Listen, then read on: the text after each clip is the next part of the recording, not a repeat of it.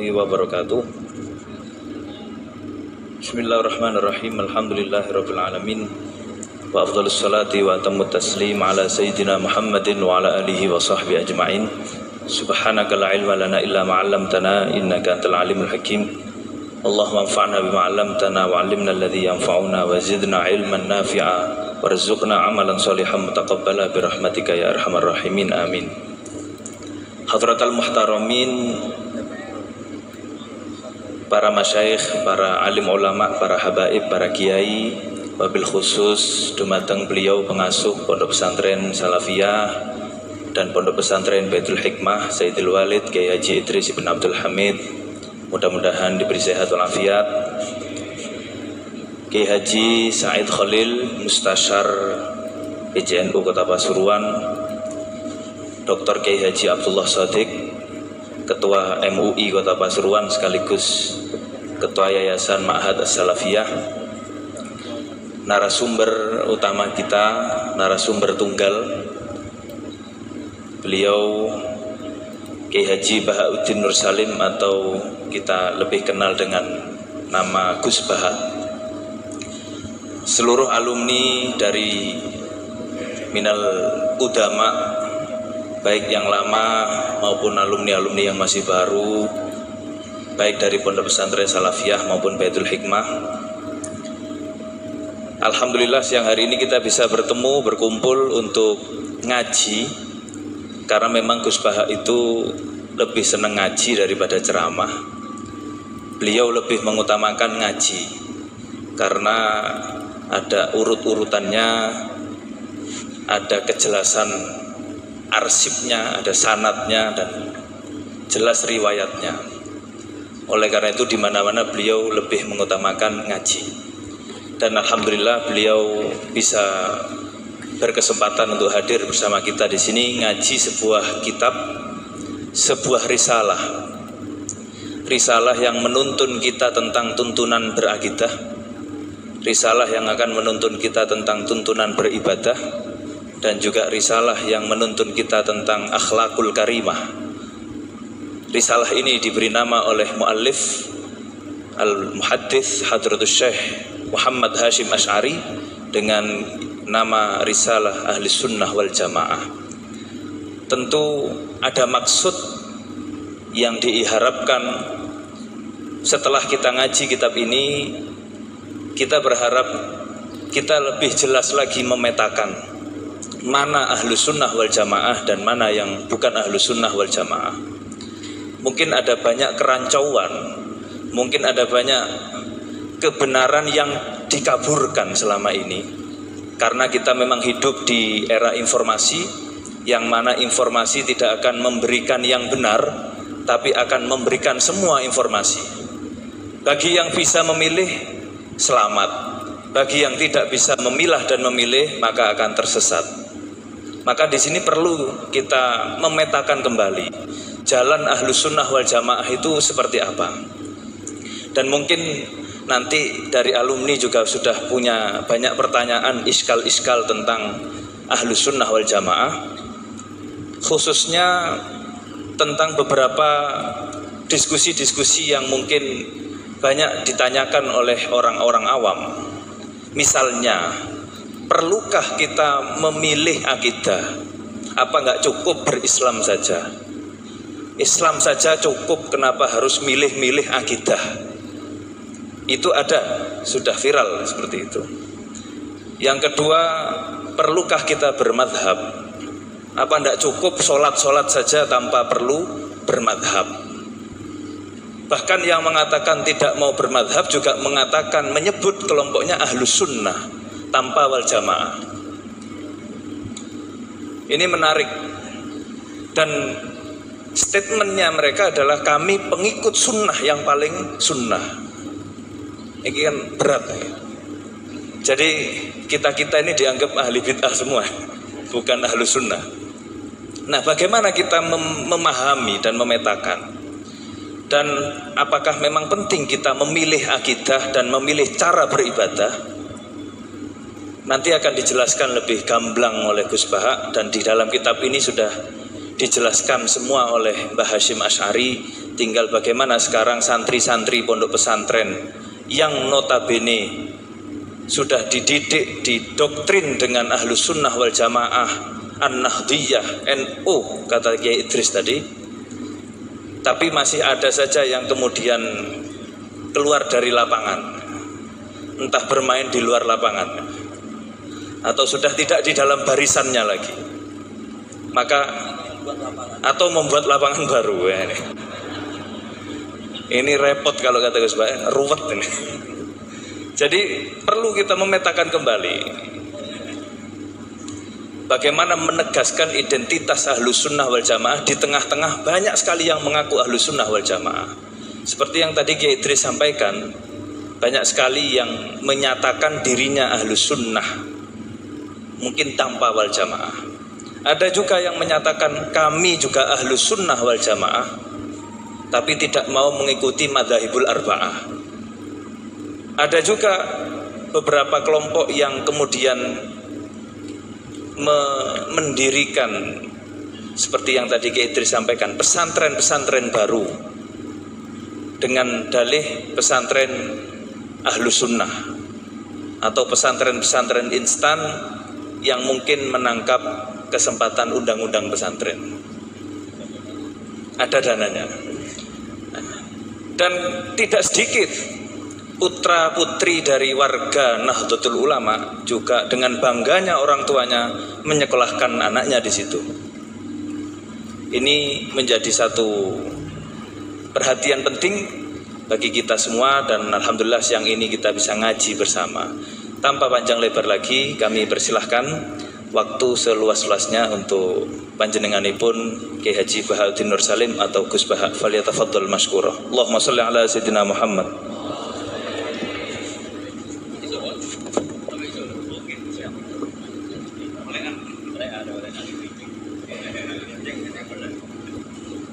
Assalamualaikum warahmatullahi wabarakatuh.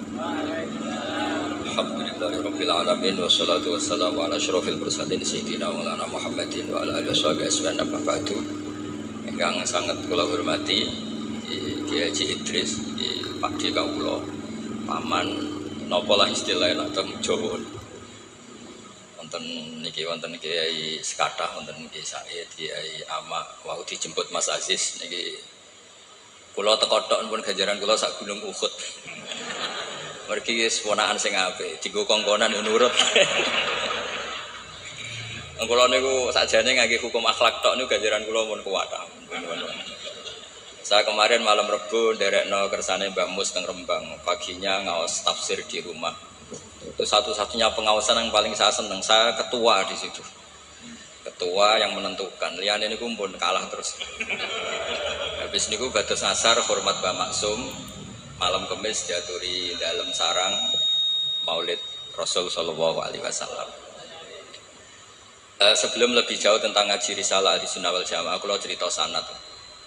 Terus Mbah Hamid alite namine iku Abdul Mukti. Riyen serumah dengan mbah saya namine Fatimah. Mbah kula niku abahe namine Abdul Khaliq alite, tapi gede-gede dados Idrus. Jadi Fatimah binti Idrus bin Umar niku mbah kandung kula. Nah, Mbah Hamid bin Abdullah bin Umar. Terus potongan wali niku pun mulai alit. Terus Gus Samar pindah dadi wali pun terlambat mergi. Mas Sama bakat wali niku pun ketok mulai alit. Terus mboten saged pencitraan. Tapi karena kuota wali zaman akhir sedikit, mungkin bisa ada kesempatan. Terus, berdasar KKN mangke diajukan. Berdasar KKN. Karena wali itu menedek wali, nabi saja bisa berdasar KKN. Nabi Harun itu harusnya agak nabi.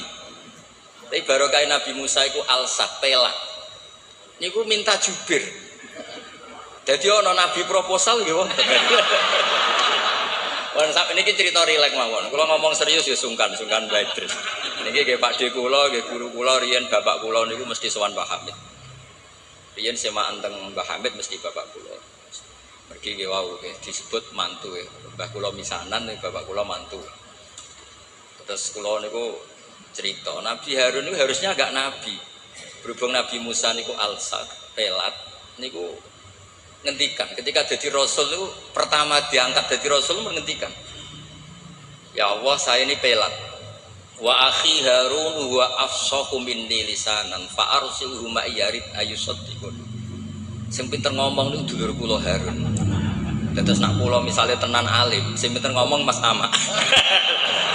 Niku saged. Siap. Ya setuju nggih.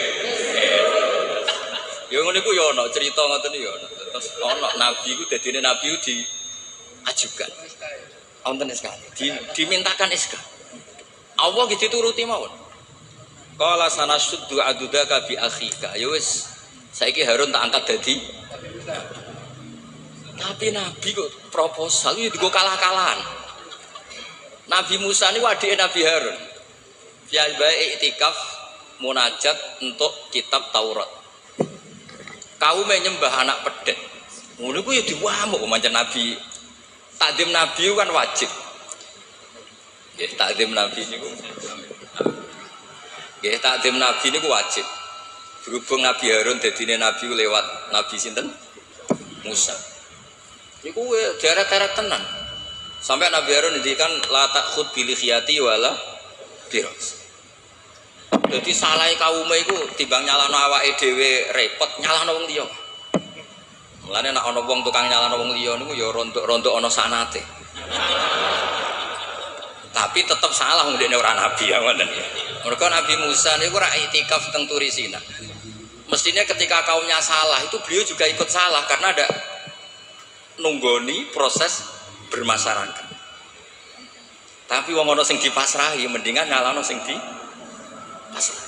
Kowe wopo wae tak tinggal munajat nganti kaum menyembah berhala. Jabe Nabi Harun iki gampang wis tak kandhani tapi ra ngantuk. Purune mek nabi sing asli mboten kados kula. Dadi lan nabroha alai akifina hatta yarji'a ilaina Musa.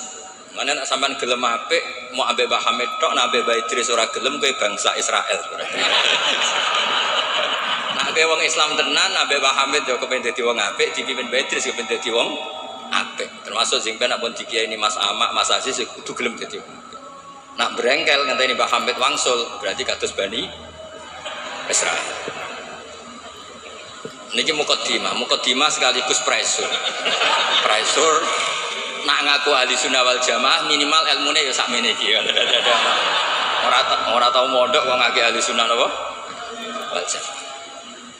Akhirnya Nabi Harun dadi nabi.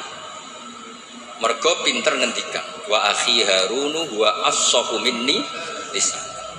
Mulane riyen wonten tiyang ya terkenal wali duka indawa. Niku kathah sing butuh penerjemah. Terus niki nek jenengan angsal niki kula angkat dadi napa? Mutarjem napa? Mbon niku guyon tapi ilmiah. Terus nomor kali apapun baiknya tentang ahli sunnah wal jamaah, orang itu tidak boleh serius mempertahankan ahli sunnah wal jamaah, nggak boleh serius. Karena serius itu memancing perlawanan. Sehingga Nabi ngendikan inna hadzal dina matinun fa'ughilu fihi birifqin. Agama ini ideologinya mantap, logikanya mantap, maka kawallah dengan santai saja yang rileks. Saya beri analogi begini, 2 tambah 2 itu kan 4. Perlu nggak kamu ngotot kampanye 2 tambah 2 4? Nggak perlu kan? Karena kebenaran 2 tambah 2 4 itu kebenaran yang mantap. Jadi zaman ra usah mati-matian belo ahli sunnah sampai menafikan yang lain, terus mengadili yang lain. Itu cara sekarang malah kontraproduktif karena menjadi ideologi yang mengancam, bukan ideologi yang merangkul. Sehingga guru-guru kita mulai Bapak kula piyambak, Mbah Mun, Pak Hamid niku ketemu kelompok macam-macam nggih mboten terlalu ketok ekstrim. Bukan karena ngakui, tapi memang itu tidak produktif. Bangsa seneng tukaran, seneng geger itu tidak produktif.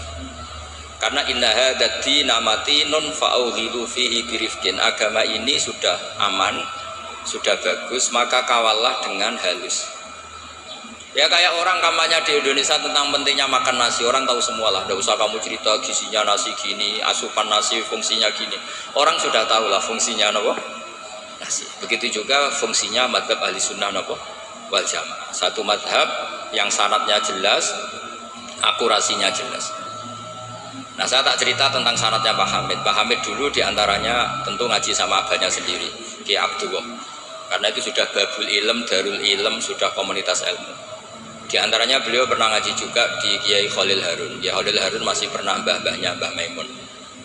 Ngaji sama Mbah Dimyati di Termas. Mbah Dimyati itu adik kandungnya Kiai Mahfud At-Turmusi. Jadi kalau sanadnya Mbah Hamid pakai Termas ya Mbah Hamid, Kiai Dimyati At-Turmusi, lalu Mbah Mahfud Termas, terus Sohibul Yanas, Sayyid Abi Bakar Sato, terus Sayyid Ahmad Zaini Dahlan. Sayyid Zaini Dahlan ini gurunya Syekhona Khalil ketika mondok di Mekah. Jadi semuanya ketemu, termasuk Mbah Siddiq dulu ngaji, Mbah Siddiq sini, keluarga sini ngaji sama Syekhona Khalil itu langsung ke Sayyid Zaini Dahlan. Ya, pun nomor gimana? Oh, kesimpulan. Nah, kenapa sanad itu penting? Begini, saya beri analogi. Tag itu liar. Karena tag itu mau tidak mau harus pakai lafaz. Kata-kata itu bisa jami'un likulli afrodi. Ini sekaligus mukaddimah untuk ukholnya Mbah Hamid. Makanya ketika Mbah Hamid dipuji sebagai pakar usul fikih, beliau juga ngaji Jamul Jama, itu saya senang. Karena di situ nanti ada taqyidul mutlaq bil muqayyad atau taqyidul am bil mukhassis. Saya ulang lagi ya, itu penting. Karena jika lafaz umum itu ditetapkan sebagai umum, maka akibatnya, saya ulang lagi.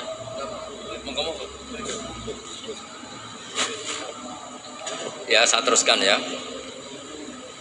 Andai kan tidak ada sanad keulamaan, saya ulang lagi, kalau tidak ada sanad keulamaan dan orang memahami Quran dengan letterlek, apalagi dengan harfiah, apalagi orang ini, kelompok ini berjanji tidak akan menambahkan sedikit pun apa yang ada di Quran, maka tingkat menyesatkannya itu bahaya sekali. Bukan sekedar bahaya sekali. Saya beri contoh, misalnya contoh yang gampang-gampang saja, yang jusnya belum terlalu jauh. Wa antasma'u bainal ukhtaini illa ma qad salam.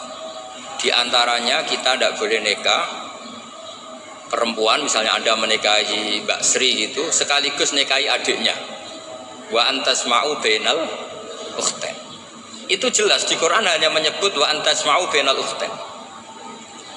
Zaman Nabi Sugeng, Nabi itu ya nambahinnya hanya sedikit. Wala benal mar'ati wa ammatiha wala benal mar'ati wa kholatiha. Juga gak boleh kamu nikahi Sri sekaligus nikahi buliknya atau budenya, baik dari bapak maupun bulik dari ibu. Berarti yang disebut Quran hanya benal ukhtain, yang disebut hadis hanya benal mar'ati wa ammatiha wa kholatiha, hanya dua orang, dua kelompok.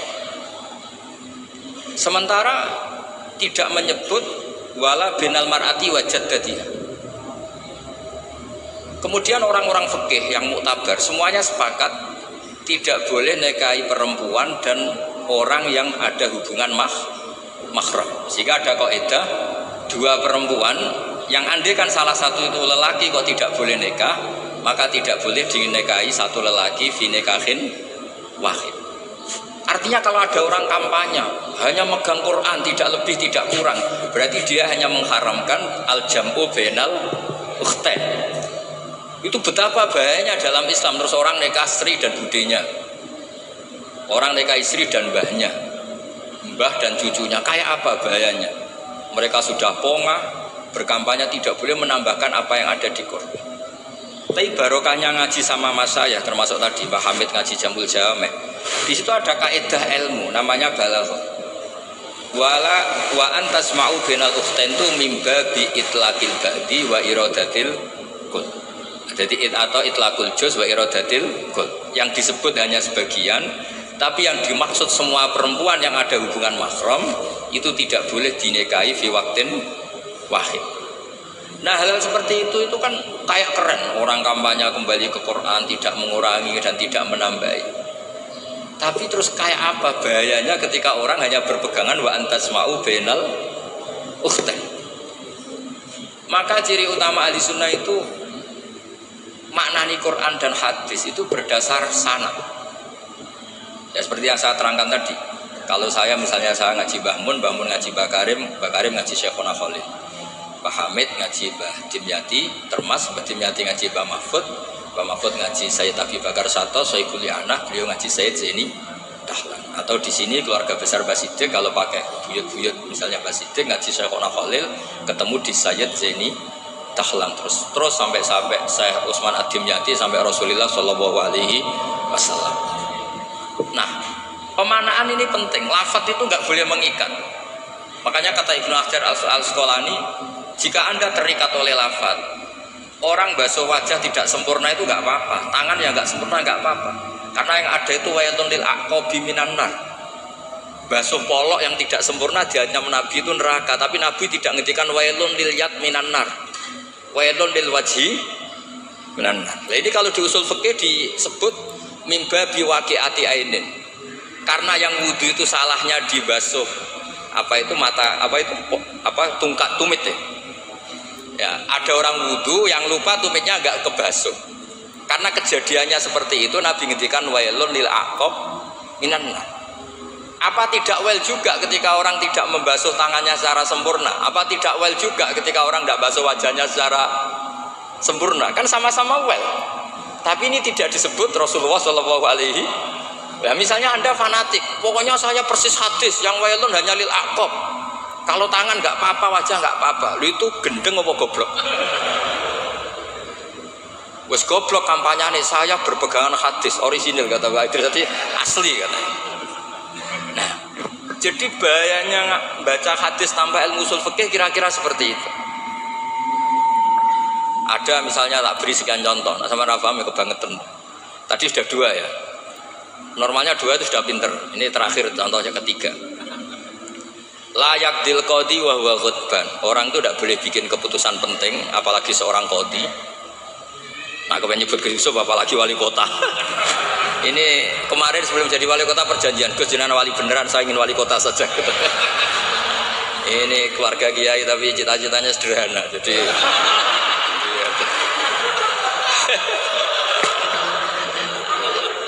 itu bisa, itu kalau dalam mazhab tasawuf itu, kalau saya Mbak Idris Gus sama ingin jadi wali betul, tapi beliau sederhana sekali ingin jadi wali apa? Kota. Itu kalau niatnya tawadhu karena nggak ingin nyanyi Mbah Hamid, insya Allah barokah. Tapi kalau niatnya nggak ingin tirakat, nah itu yang masalah karena ada dua wali besar. Yang satu jadi wali itu karena kelirunya justru. Keliru itu artinya menyalahi a'aliyal umur, bukan keliru maksiat kan. Saya bilang keliru itu bukan harus maksiat. Orang baik itu bisa keliru tapi tidak mesti maksiat. Wali yang satu itu kalau sakit bilang ya Allah, ya Allah. Tapi yang satu itu enggak bilang aduh boe, waduh boe. Suatu saat wali yang bilang ya Allah itu jenguk wali yang kalau sambat waduh boe. Ditanya, kamu ini wali kalau sambat kok aduh boe. Jadi yang wali aduh boe. Karena saya itu ingin kayak orang awam, enggak sok wali-walian ya Allah ya. Lu itu ya bisa jadi wali. Jadi nanti lihat aja di daftar, kalau di list wali kok masukkan Gusipul berarti ya karena tawadhu tadi. Jadi ada juga wali itu kalau sholat itu nggak mau soft awal, banyak. Kok koyo wong parek pangeran ya wani ning soft. Ada juga wali ditanya, apa kamu kalau di surga ingin melihat Allah? Enggak. Kaget kan, umumnya orang ke surga kan ingin melihat. Tapi jawabnya apa? Unazzihu dzalikal jamal an-nazari misli. Allah terlalu agung biar tidak terkontaminasi didelok meripat kayak aku ngene. Itu ya jadi wali. Ini terpaksa cari referensi demi wali kota. Ini. Jadi makanya saya itu jadi narasumber itu penting tidak penting sudah benar. Mergo tawadhu di Rembang sini itu jauh. Gara-gara diteror ini yang manggil Mbah Hamid aduh. Ini Pak D Idris, ini Pak D saya, Pak Lek kalau manggil saya itu mesti yang manggil Mbah Hamid gitu. Ya, kalau nelpon mesti gitu. Ini yang manggil Mbah Hamid, nggih, Mbah. ternyata di sini berlaku teror. Ini yang manggil Pak Hamid karena memang beliau itu sepupu mbah saya Pak Hamid. Jadi bermadzhab itu penting karena kata itu liar. Layak dil qadi wa ghadban. Seorang yang sedang marah itu tidak boleh punya keputusan penting, baik itu qadi, wali kota atau orang tua atau siapapun. Kata qadi dihilangkan.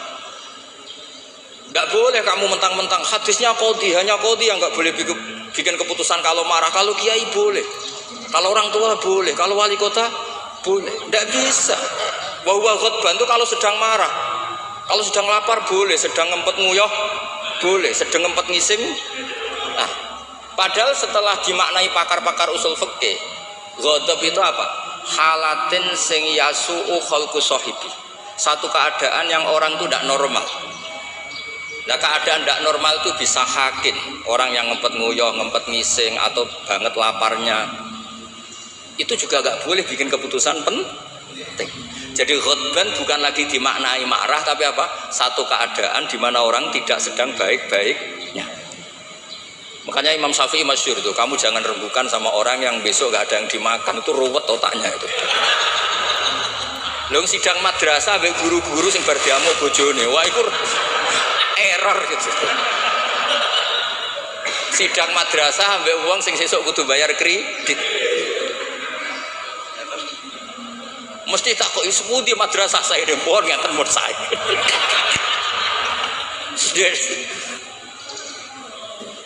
Akhirnya kata ghadban tidak sebagai ghadban. Qadhi juga tidak sebagai qadhi. Fakta saat bisa babil fahmu. Ijtihad itu menjadikan logika menjadi luas. Nah, orang yang tidak ahli sunnah wal jamaah sidik-sidik hanya kembali ke Quran dan hadis. Betapa bahayanya itu, karena lafadz Quran dan hadis itu bagaimanapun itu lafadz yang pemaknanya bergantung para pakar-pakar usul fikih. Nah, usul fikih ini yang ngerti. Ini kalau di balaghah bab ini kalau di ilmu lughat begini. Nah, kira-kira seperti itu madzhab Ahlussunnah wal Jamaah. Makanya saya di sini pernah baca kitab ini berkali-kali, juga ada kajian khusus sama keluarga Gus Hakim, Gus Kikin yang sekarang pengasuh di Tebu Ireng. Saya juga pernah istifadah sama Mbah Mun dan berkali-kali juga pakai kitab Risalah Ahlussunnah wal Jamaah. Kenapa kita harus bermadzhab? Saya beri contoh betapa bahayanya tidak bermadzhab. Misalnya begini, saya beri contoh yang gampang-gampang saja. Sholat itu kan madhep kiblat. Oke, madhep kiblat. Tapi kita tahu madhep kiblat itu apa? Ya mudhomu sholat. Karena nanti kalau kena cangkem melek, lah nak sujud madhep di. Untung sama datang mikir kan, jadi baru. Makanya kadang kiai seneng wong goblok, mungkin nak diterangno ora mikir. Sajane sholat madhep kiblat itu pas ngadeg tok, lah pas rukuk mek sujud. Tapi baru kayak goblok ora takok. Jadi goblok itu ya penting, marai ngenakno kiai lah. Jadi wong ora kakean. Wong ra kakean kok. Mulane sampean nak takok, kiai ku kok kadang seneng santrine goblok timbang sing pinter, kowe ora rasane dadi kiai. Ruwet. Karena kena wong pinter itu ya rada repot. Nah, setiap bahasa itu mesti merujuk ke mu'dhamul amri, tema utamanya. Sehingga Nabi kalau ngendikan ya al-hajju arafah. Apa haji itu tidak ada tawaf, apa haji itu tidak ada sa'i. Tapi kok Nabi ngendikan al-hajju arafah, ay mu'dhamul haji arafah. Nah, bahasa-bahasa seperti itu andaikan orang nggak ngerti usul fikih terus maknanya al-hajju arafah, sementing wis ning arafah. Nah, itu kan yo ribet. Jadi intinya itu apapun teks yang Anda baca di Quran dan hadis itu pemaknanya harus ikut ulama. Nah, kalau sampean tanya, dalilnya apa, Gus? Dalil yang paling saya mengenang dan tidak akan lupa ila yaumil qiyamah itu dawuh Mbah Mun, ihdinas siratal mustaqim siratal ladzina walam yaqulillah sirataka. Harusnya kan tunjukkan kami jalan yang benar, jalanmu ya Allah. Enggak, tapi Allah ngendikan siratal ladzina an'amta alaihim. Mergo kowe ora iso niru Allah dhewe, kowe ora iso niru Allah, Allah ora mangan, Allah ora turu. Apa terus nawa ya rakyat jadi wali kota? Ya kan? Kamu tidak bisa. Inna wa ta'ala la ya'kul wa la yashrab wa la yanam. Allah tidak tidur, tidak makan. Kalau kamu makan niru siapa? Niru makane wong soleh-soleh, niate taqwi alal ibadah. Kamu tidur niru siapa? Niru orang-orang soleh. Enggak bisa niru Allah. Allah tidak tidur. Nah, berarti kalau kamu ingin benar harus butuh sanad, karena ketika Allah ngendikan siratal mustaqim itu siratal ladzina an'amta alaihim. Itu dalil paling kuat betapa pentingnya sanad. Makanya sampai ada pepatah yang sangat mengancam tadi, manta alama bila sehin fasehuhu setan. Itu ancaman yang benar sekali, karena betapa bahayanya orang misalnya hanya berdasar terjemah atau teks kemudian dia nyimpulkan hukum, padahal lafadz ini adalah terjun bebas. Karena tadi lafadz itu jamek, dia akan kemana saja yang masuk afrodnya kalau dalam ilmu usul fikih. Tapi nanti setelah ada momentum muqtadul hal itu baru proporsinya hanya sampai mana. Misalnya sampai lihat Syekh Nawawi Al-Bantani, faktul musyrikina, bunuhlah orang-orang musyrik. Itu ayatnya akan ekstrim, misalnya haitsu wajadtumuhum, kapan saja kamu menemukan mereka. Tapi sampai lihat di Syekh Nawawi, al musyrikin ayna kisina khosotan, yang melanggar perjanjian, atau al muharibin, yang merangi kamu.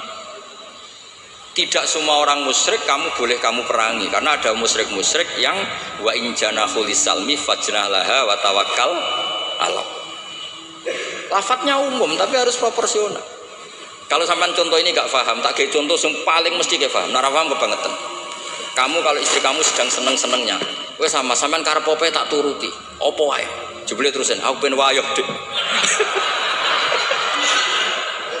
Terus yo ojo iku. Jare opo wae kan gitu. Ya kan? Jadi semua lafadz ma min amin illa wa yukhassas, tidak ada kata am kecuali yadkhuluhu takhsis, kecuali ada takhsis. Misalnya kamu seneng sama istri, wis adik kemana-mana berdua, kowe apa nak ngising berdua. Jadi lafadz-lafadz, nah ya artinya kalau ada lafadz umum ning Quran hadis mesti ada mukhassis. Ma min amin illa wa yadkhuluhu takhsis.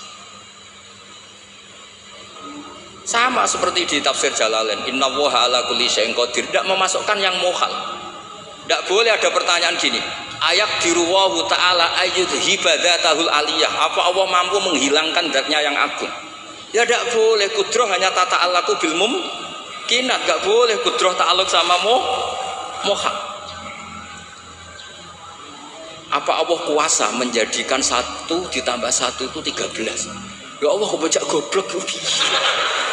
Tidak bisa. Kudroh itu hanya ta'aluk sama yang mumkin. Karena Allah ala kulli syai'in qadir, ala kulli syai'in qadir. Wali kota ya iso dadi nabi, yo repot. Yo ora iso ditutup. Iku sebarang mukhal. Paham ini? Ya wis ngono iku ahli sunnah wal jamaah. Nek pinter nganti ngono iku ahli sunnah wal jamaah. Mbon iki deal ya. Mbon sekolah tak maca kitab mbon niku sing ngono terus. Mungkin sing jawab jubire wis selesai perjanjian. Kan Nabi Musa niku adike Nabi Harun. Terus Nabi Musa dadi nabi, ngajarno proposal kakake dadi nabi. Tapi tugasnya jubir. Nah kalau Mas Sama pernah sepuh Mas Sama. Jadi ini pun jadi mungkin sing jawab sampean tangklet, sing gampang teng kula, sing angel teng sama. Karena kula ki pun kiai sing makruf lah. Terus ora usah dites. Yang ngetes itu sing latihan kiai. Kalau niku pun melewati tes itu sudah. Sekamane pun lulus. Nggih setuju ya mungkin tangklet sama. Terus pun saniki menculat mapun pun mukadimah sanate Mbah Hasyim nggih Mbah Hasyim nak teng Jawi riyen nggih masyhur nate ngaos Mbah Saleh Darat. Mbah Saleh Darat niku nggih menangi Sayyid Zaini Dahlan. Tapi Mbah Hasyim menangi Mbah Saleh Darat itu Mbah Hasyim kecil sehingga beliau kados kemarin anak-anak sing menangi Mbah Mun nggih menangi Mbah Mun di sarang tapi enggak sempat ngaji karena mungkin masih ibtidak, Mbah Mun pun sepuh. Sebab itu Mbah Hasyim tidak pernah pakai sanad Ali langsung Mbah Saleh Darat. Tapi kalau Mbah Mahfud biasa pakai sanad lewat Mbah Saleh. Karena ketika beliau di Mbah Saleh Darat, niku pun ngaji khatam tafsir napa Jalal. Makanya nggak boleh kalau dalam tradisi ilmu nggak boleh pakai sanad Ali tapi nggak punya kenangan. Jadi banyak kan anak-anak kemarin, saya pun kelas 4 SD menangi Mbah Hamid. Tapi saya kan nggak bisa istifadah karena saya terlalu kecil. Saya tahu Mbah Hamid banyak dari bapak saya karena bapak saya sudah sepuh, sering ketemu Mbah Hamid. Jadi sanad Ali itu punya sisi kelemahan, biasanya mujarradur ru'yah, hanya melihat. Makanya sahabat itu Amr bin Tufail itu akhiruman mata minas sahabat. Itu enggak dipakai riwayatnya karena kenangan mbek Nabi piye kok aku dijak bapak jamaah. Jadi mirsani Nabi tapi tidak punya kenangan sami aminan Nabi. Makanya sanad itu bagus nazil. Nazil itu jumlah ke Rasulullah besar banyak, tapi lewat orang-orang yang talaki mulazamah, ketemu orang-orang yang mulazamah. Jadi mendingan sampai Rasulullah lama, tapi lewat orang-orang yang mulazamah. Sehingga sanadnya Mbah Mun misalnya paling suka ya lewat Mbah Karim. Mbah Karim itu lama sekali di Mbah Hasyim, di Mbah Syekhona Khalil. Kila itu 20 tahun, Wakila 30, khilafnya itu 20 ke atas. Enggak ada yang 20 versus 2 tahun. Kalau sampean ziarah tok walen Mbah Khalil. Iku pendak banyak karep maksudnya. Lah itu iya, kalau ziarah yang ingin ngaji itu bawa kitabnya dulu, setelah paham terus di kitab itu dibawa. Itu baru ziarah betul itu. Jadi sanad itu kadang-kadang sering bagus yang nazil. Nazil itu lama tapi kredibel. Lah Imam Syafi'i termasuk fanatik sanad nazil. Beliau itu sering ngendikan an Ibnu Umar an Rasulillah. An Abdullah bin Abbas an Ubay bin Ka'ab an Rasulillah. Kenapa muter-muter begitu? Padahal Abdullah bin Abbas juga sahabat, tapi beliau sahabat pas itu kecil, sehingga kenangan dididik Nabi langsung itu tidak banyak. Sehingga kalau ada ilmu banyak, beliau sebetulnya lewat Ubay bin Ka'ab atau lewat Umar bin Khattab.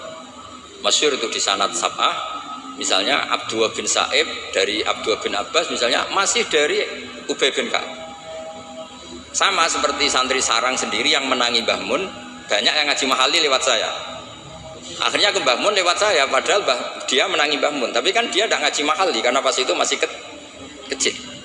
Paham ya? Terus sana tuh aja mentang-mentang ketemu Mbah Hamid, terus koyo-koyo ilmumu setingkat wong sing belum ketemu Mbah Hamid itu Mbah Hamid lewat ngendikan, terus aku muridnya Mbah Hamid. Insya Allah nanggo syafaat cukup, tapi ragu ngiyai ini. Jadi udah jelas nak ge syafaat cekap lah. Tapi nak ge ngiyai buatan. Terus ini supaya sampai ngertos sana. Oke, kalau wasiat ini yang tentang aturan bermadzhab sebagaimana yang ditanyakan tadi. Halaman 28 ya. Ini yang ada kita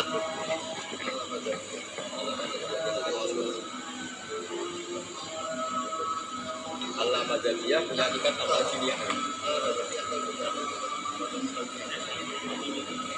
Karena akhirnya sebenarnya Allah Madzhabiyah nanti berakhir Allah Jiniyah. Kalau dimulai dari gak bermadzhab, lama-lama tidak beragama, ya kan? Nah ya sekuler kan akhirnya lah ya dimulai dari Allah Madzhabiyah, lama-lama Allah Jiniyah. Ya jadi jelas tadi ya, jadi dimulai apa? Sanad. Di sini diterangkan Bismillahirrahmanirrahim 28. Jubir tak kok jubir ya. Fi bayani wujubit taklid liman laisa lahu ahliyatul istihad. Orang wajib ikut bagi yang tidak berkemampuan istihad. Wajib taklid, wajib ikut. Yajibu inda jumhuril ulama al muhaqqiqin ala kulli man laisa lahu ahliyatul istihad al mutlaq wa in kana qad hasala ba'dul ulumi al mu'tabarati fil istihad apa taqlidu qaulil mustahidin wal akhdhu bi fatwahum liyakhruja an uhdatit taklif bi taqlidi ayyihim syaa liqauli ta'ala fasalu ahla dzikri in kuntum la ta'lamun. Jadi orang-orang yang tidak punya kemampuan istihad itu dalam setiap fatwa harus tanya mujtahid. Lah tanya itu artinya wajib ikut. Kalau diwajibkan tanya kan berarti butuh jawaban. Apa artinya ada jawaban kalau dia tidak mau ikut? Fa'u jabat su'ala ala man lam ya'dalik. Allah mewajibkan tanya bagi yang tidak tahu itu. Wa dzalika taqlidun li alimin wa huwa amun li kullil mukhatabin. Terus wajibu ayakuna aman fi soal angkulima la yulamu lil isma ala anal amalam tazal fi zamani sahabat wa tabi'in. Ini yang unik dari Mbah Hasyim. Beliau ngendikan zaman sahabat pun banyak yang awam. Karena sahabat yang baru Islam sehari dua hari, banyak sahabat juga yang punya kultur tertentu, tahu-tahu Islam, belum tahu kultur yang Islami. Sehingga orang awam mulai zaman sahabat juga banyak. Sama tak cerita nih, sahabat itu yo kadang lucu. Jadi sholat itu pas sholat tuh kenalan. Jenengan tiang putih, kalau tiang lekok misalnya. Cara saya yo nyuwun nomor WA. Jadi itu kenalan. Sampai akhirnya Allah nurunaken wa qumu lillahi qanit. Ya biung ada di kampung kalau ketemu orang nggak kenal kan kenalan. Jadi pas sholat jamaah jejer wong yang nggak kenal ya kenalan. Jadi jangan nyuwun WA. Jangan kira semua sahabat langsung tahu Islam, kan ada yang qoribu adin bil Islam. Akhirnya Allah nurono wa qumulillahi. Makanya kenangannya sahabat, fa wa ma wajadtu mualliman ahsana min Rasulillah sallallahu alaihi wasallam. Fa wa man taharani wala kadza wa kadza. Inna ma qala li inna hadhihi salatun la yasuhu fiha kalamun adamiyun. Nabi ku cek pinter nak ngandani wong. Setelah orang itu kenalan, setelah sholat digandeng mbek Nabi. Cung iki sholat itu munajat. Yo nak munajat omongane mbek pangerane ora usah mbek wong. Jadi sholat itu momentum jagongane mbek pangeran. Wis tak jagongan mbek Allah wae ora usah mbek wong. Jadi orang nyentak batal sholatem. Oh, baleni neh mboten Nabi santai mawon. Inna hadhi sholat munajat, iki sholat itu munajat. Munajat mbek pangeran. Makanya kalau sholat omong-omongane mbek pangeran ae ora usah mbek manusia.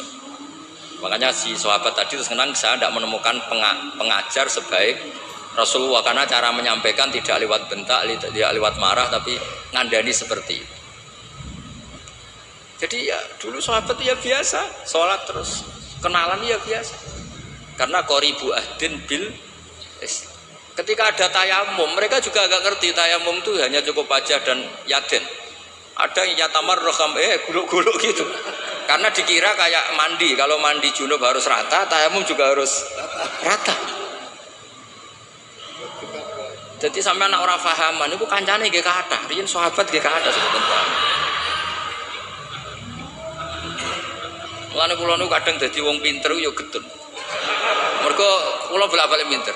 Wong goblok ku yo pinter. Karena saya nyontokno. Ngaji tafsir ku angel. Nggih dari bareng angel iku pinter.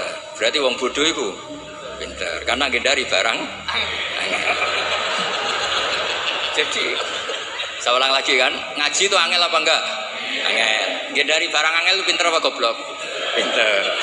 Berarti wong goblok itu pinter. Maka berbahagialah yang goblok, karena hakikate pinter. Tapi saya tidak mau pinter yang jelas ini saya.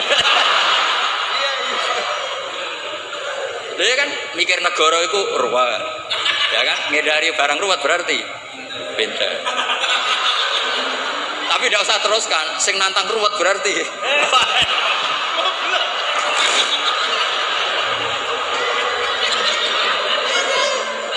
Jadi mungkin di situ ada pepatah, semua ada hikmahnya itu di situ.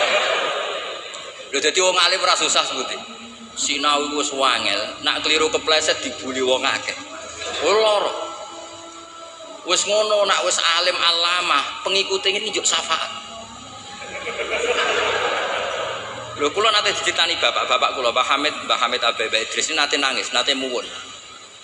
Karena banyak orang salam templek, banyak orang ngasih, banyak orang hormat. Kata beliau, Nur, aku soleh-solehku dhewe go golek ridane Allah, kok diwales donya. Mesti diwales dunia itu kemudian banyak orang memberi uang. Tapi karena Pak Hamid wali betul, akhirnya uang itu dikasihkan orang. Jadi wali lomo itu sakjane ya rontok moh dosa ya. Karena nggak ingin kompensasi kesolehannya menjadi dunia. Makanya syaratnya wali itu kudu lomo. Karena kalau untuk diri sendiri berarti kan hadun nafs. Makanya kenapa ini sirinya, ini baru ini saya buka siri saya karena ada Pak Idris. Saya tuh kalau mulang bahagia sekali, karena itu satu-satunya cara saya tobat. Saya istighfar tuh nggak ngefek. Tobatnya wong alim iku nak dosane kitmanul ilmi, tobatnya ya mulang. Berarti aku nak pas mulang lebur dosa. Makanya saya kalau mulang tuh bahagia. Jadi sampean tak anggap perangkat penghilang dosa. Lu ra iso wong alim gak mulang ku sampean istighfar gak bisa. Illal ladzina tabu wa aslahu wa bayanu. Tobatnya orang alim harus wa bayanu. Memberi tidak bisa istighfar. Makanya saya kalau ngajar tuh bahagia sekali. Karena itu satu-satunya cara ngilangi dosa. Pak pejabat lunga kan tuh SPJ Pak ya. Satu-satunya untuk uang legal ya ana acara lunga SPJ. Wong alim ya gitu, sama sebenarnya pola sosial itu sama. Ini buatan guyon ini tenang. Kenapa kalau saya ngajar tuh bahagia sekali?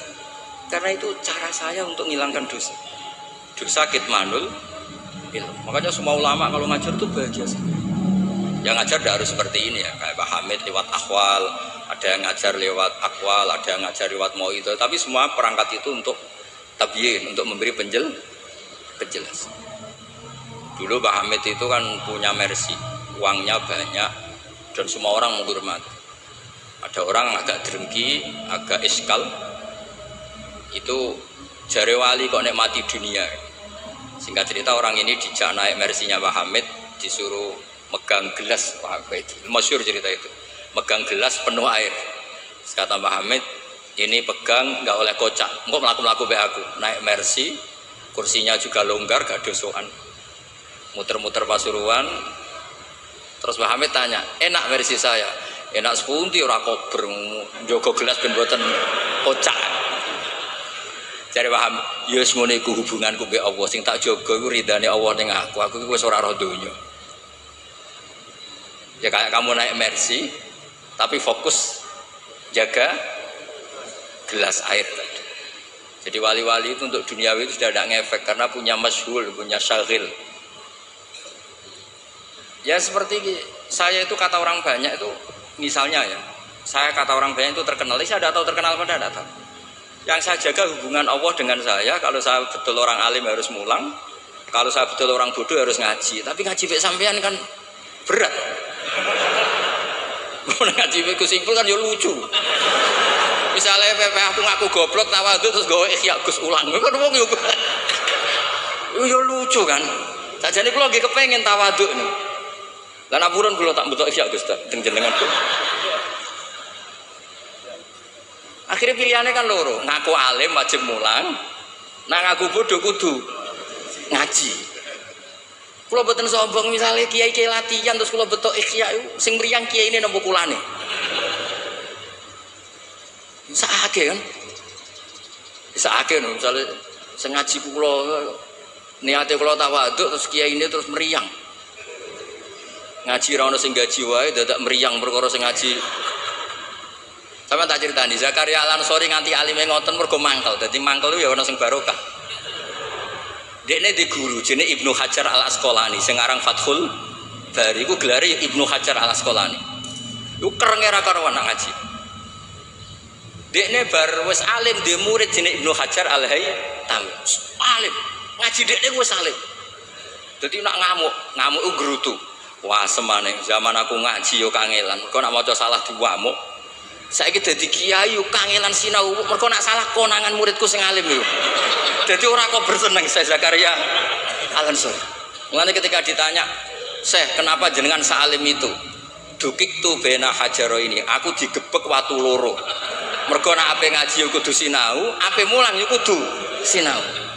Lah nak muridnya goblok kabeh kan seneng. Tenang ya. Bodohan-bodone santai. Ngawur sithik.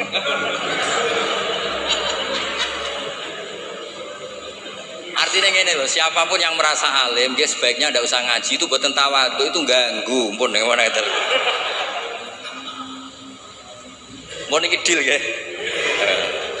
Mau ngajari rek-rek mawon buat usah koyo ya mempertahankan ahli sunnah apa? Jamaah biasa. Bahwa inna hadza dina matinun fa'ughilu fihi birifqin. Agama ini sudah kokoh, sudah mantap. Kamu tidak usah berlebih. Kamu tidak usah berlebihan kampanye 1+1 2 karena sudah mantap. pun santai mawon. Ya santai mawon pun nang ngandel kula. Terus wa yattabi'unahum fil ahkam terus fa innahum yubadiruna ila ijabati su'alihim min ghairi isyaratin ila dzikrid dalil.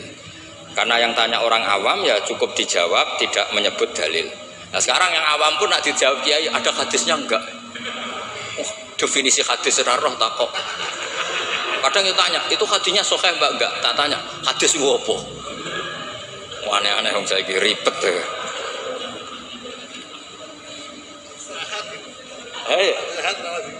Enggak padahal di Bukhari banyak hadis. Ya ribet-ribet. Kalau sampean tanya, berarti nanti yang tanya juga termasuk orang yang bikin ribet. Sakjane wong takok iku rugi lho. Nak takok khas wong alim kok goblok kok takok. Nak kowe bodho kok didudoh-dudohno.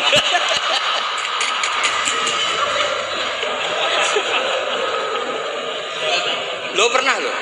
Gus Zofur pernah seminar di Kalimantan, Sulawesi itu banser Gus Zofur. Banser semangat. Itu setiap seminar NU kan mesti tentang Mbah Hasyim. Itu ada yang tanya, Mbah Hasyim itu siapa? Orang acara NU orang tanya Mbah Hasyim itu siapa? Terus iya, kok kaget kan? Nanti jangan-jangan sama tanya, mazhab itu apa loh? Banyak orang yang mana paham itu wali itu apa? Di Padang wali kota repot. Jadi orang tanya itu kadang ribet. Lo Kanjeng Nabi kena wong awam yo cara Jawa kaku ati. Takok Allah itu kadang yo piye? Ya Muhammad, oke kamu punya Tuhan sendiri. Tapi Tuhanmu itu apa? Min dhahabin au nukhasin au khosyabin au hajarin. Karena mereka orang awam. Taunya yang dipertuhan itu ya benda. Sehingga mereka tanya, oke Muhammad kamu punya Tuhan, lalu min dhahabin apa fidotin apa khosyabin apa hajarin. Sampai akhirnya turun kul huwallahu. Maka penanya itu harus hati-hati ya. Kemungkinannya dua tadi. Kalau kamu orang pinter, wong pinter kok takok. Nah aku yang bodoh kok duduh-duduh. Ini untuk ben kok sing takok ora ono. Lah nak ngetes wong drengki berarti ya. Kalau niate ngetes berarti napa? Drengki.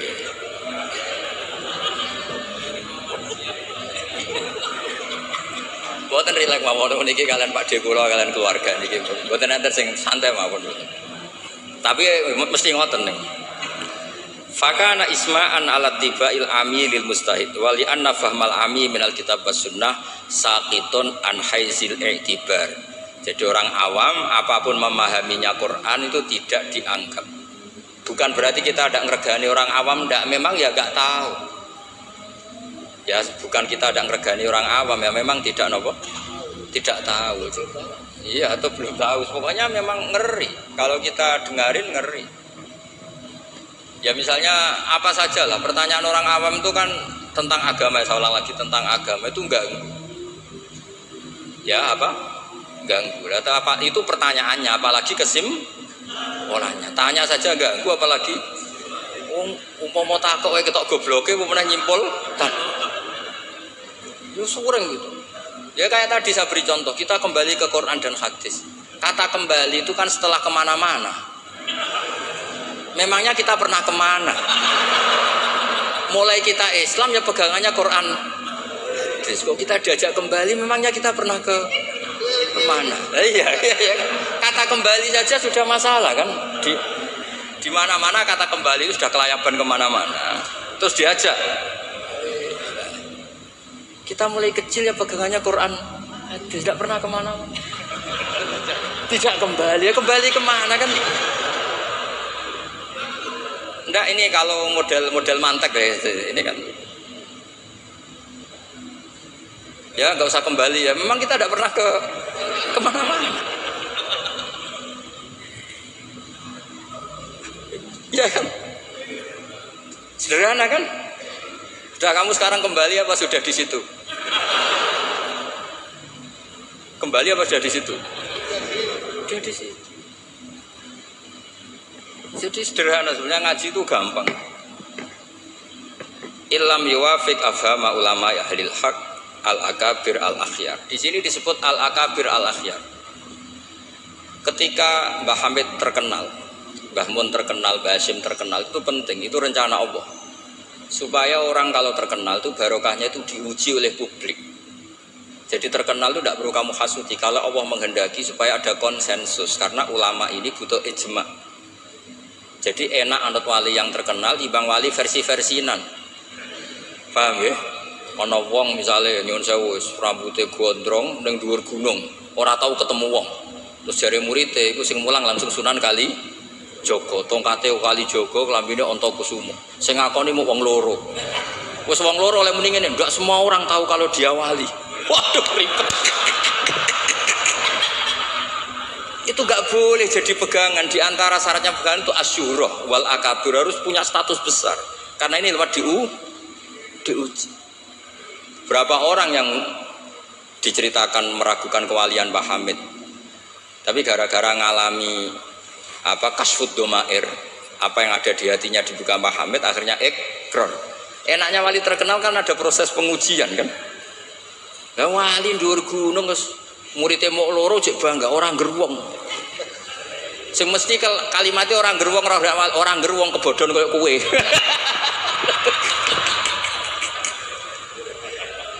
Itu kan kayak bakul jamu. Kowe tok santai kayak rego diskon, lainnya enggak. Tiap ketemu orang kamu saja yang tak kasih harga seginanya enggak. Sebetulnya kalimat masih kowe tok sing kebodhon. Nah, makanya butuh transparansi. Itu tidak hanya di birokrasi, tidak hanya di dunia ulama, semuanya butuh transparan supaya diuji. Makanya di sini Mbah Hasyim ngendikan ulama ahlil haq al-akabir al-akhyar. Maka syarat jadi nabi pun harus ada gunjingan dulu. Enggak boleh nabi enggak terkenal, harus terkenal. Sebelum dia lahir jadi gunjingan di Bukhaira, di Nasturo. Jadi komunitas di Syam semuanya gunjingan nabi akhir zaman dengan definisi yang dimiliki masing-masing. Jika semua orang itu ingin, itu dari mana? Orang mana? Terus kriterianya kayak apa? Sampai Khadijah karena beliau punya paman yang ahli Injil namanya Warokoh. Tanya Nabi akhir zaman tuh begini-begini, definisinya begini-begini. Kalau nggak terkenal tahu-tahu muncul, nerangno definisi Nabi wes kangelan sampai. Jadi terkenal itu kalau fillah walillah itu baik, asal nggak karena hadun nafsi. Saya beri contoh ya, contoh kecil. Ini sekaligus Maulidur Rasul Shallallahu Alaihi Wasallam. Ada orang yang imannya itu terlambat, namanya Ka'bul Ahbar. Banyak orang yang kebetulan nasibnya baik kayak Sayyidah Khadijah.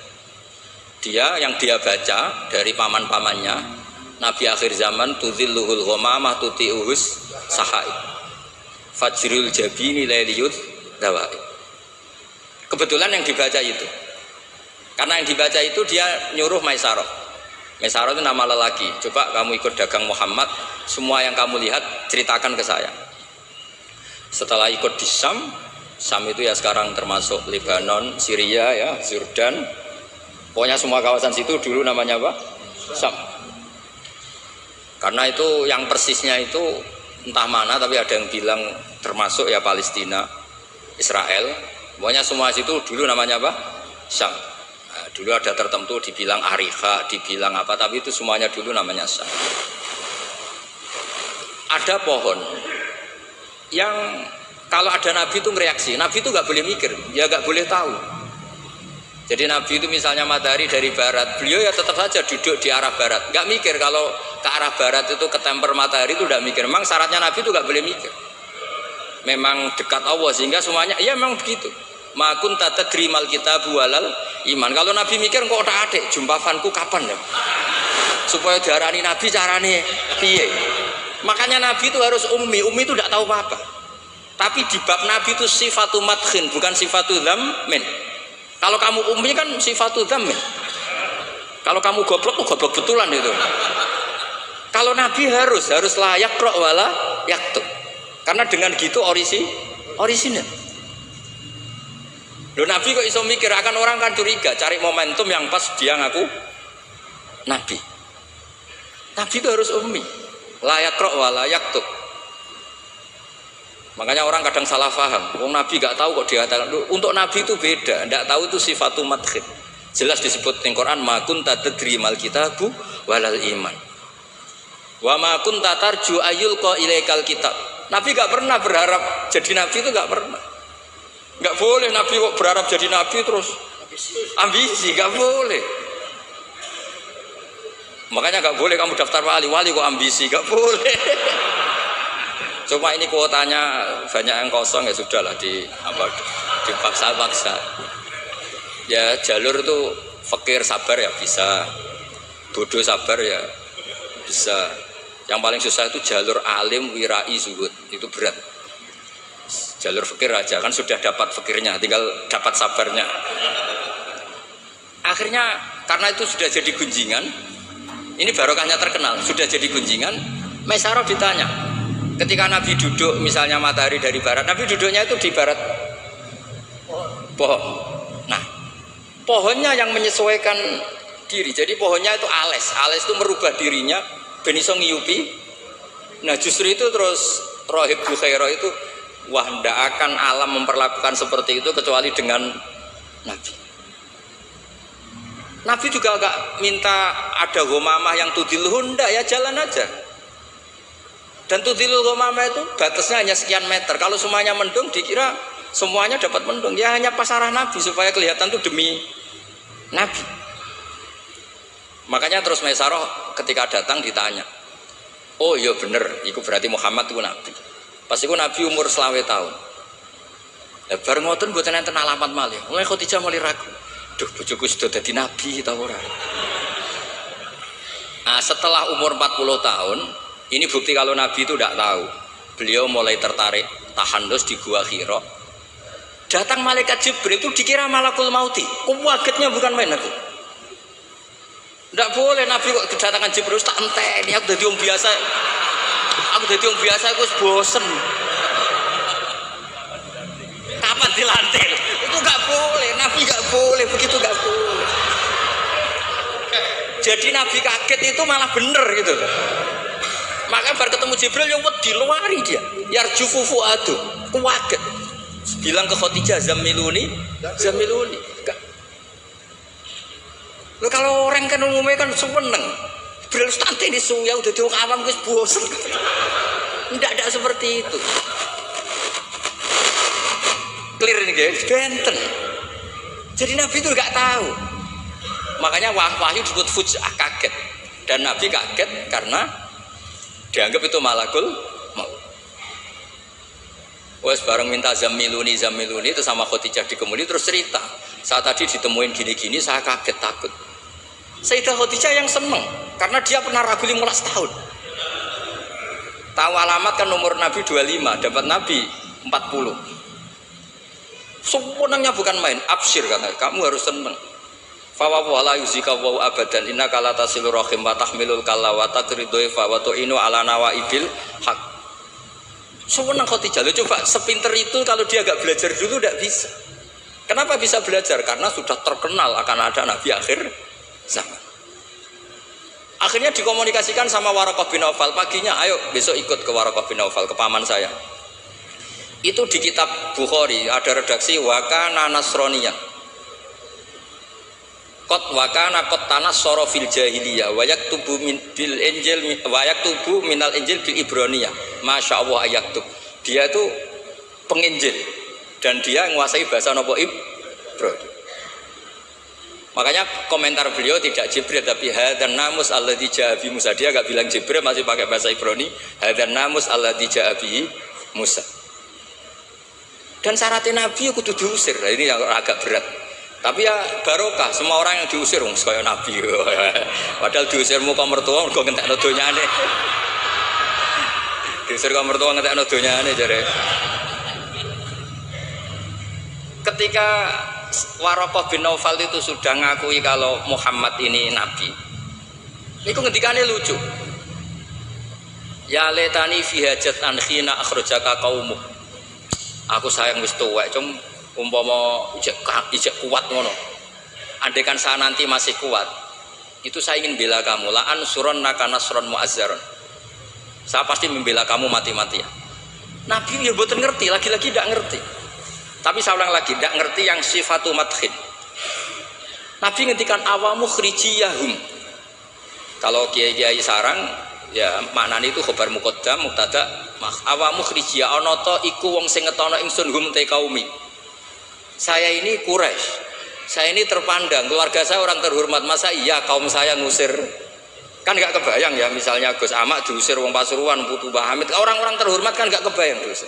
Makanya Rasulullah itu juga GR, masa iya saya ini anaknya Abdullah, anaknya Abdul Muthalib, orang terpandang kok di. Tapi Waraqah bin Naufal ngendikan, "Cung, aku wis tuwek, sayang saya tidak menangi kamu ketika kamu diusir." Lu coba kalau itu nggak ada bukunya, nggak ada referensinya kan nggak tahu. Nabi Muhammad protes, awamu khrijiyahum, masa saya ngalami diusir? Terus beliau ngendikan, tidak ada orang yang seperti kamu illa udiyah, kecuali dimusuhi. Wa iyyudrikni yaumuk ansurka nasron ma'zaron. Andai kan saya menangi itu, pasti kamu saya bela. Ternyata akhirnya Nabi diusir, dan itu Waraqah tahu, Khadijah tahu. Maka menurut pakar-pakar tarikh, andai kan kita secara ngawur, secara objektif, kadang objektif yo ngawur, mergo terus gak sopan. Kadang objektif yo ono ngawur, mergo terus gak sopan. Awaluman amanah mutlaqan itu pilihannya kalau tidak Khadijah itu Waraqah. Gak mungkin Abu Bakar kalau kita boleh ngelamak, boleh ngawur sidik-sidik. Karena pertama yang diceritani beliau Nabi itu Khadijah. Berarti awaluman amanah harusnya Khadijah karena pertama yang. Tapi pertanyaannya dibalik, Khadijah pas iman itu rodok-rodok mamang sebelum terkonfirmasi dengan Waraqah. Jangan-jangan Waraqah. Nah, terus akhirnya di kitab-kitab dibak berjanji supaya ngikuti adat-adat ulama, ya ngikuti adat-adat madzhabuna semua. Awaluman amanah minar rijal Abu Bakar wa minan nisa Khadijah wa minas sibyan Ali wa minal mawali Zaid bin Haris.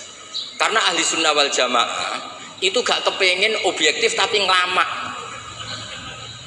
Lu mau awaluman amanah mutlaqan kok ono skor. Makanya sekarang di pejabat juga mulai usum kan, pemimpin umum, pimpinan. Mereka kadang sing wakil itu rada izin dadi wakil itu. Supaya terhormat semuanya disebut apa? Pimpinan.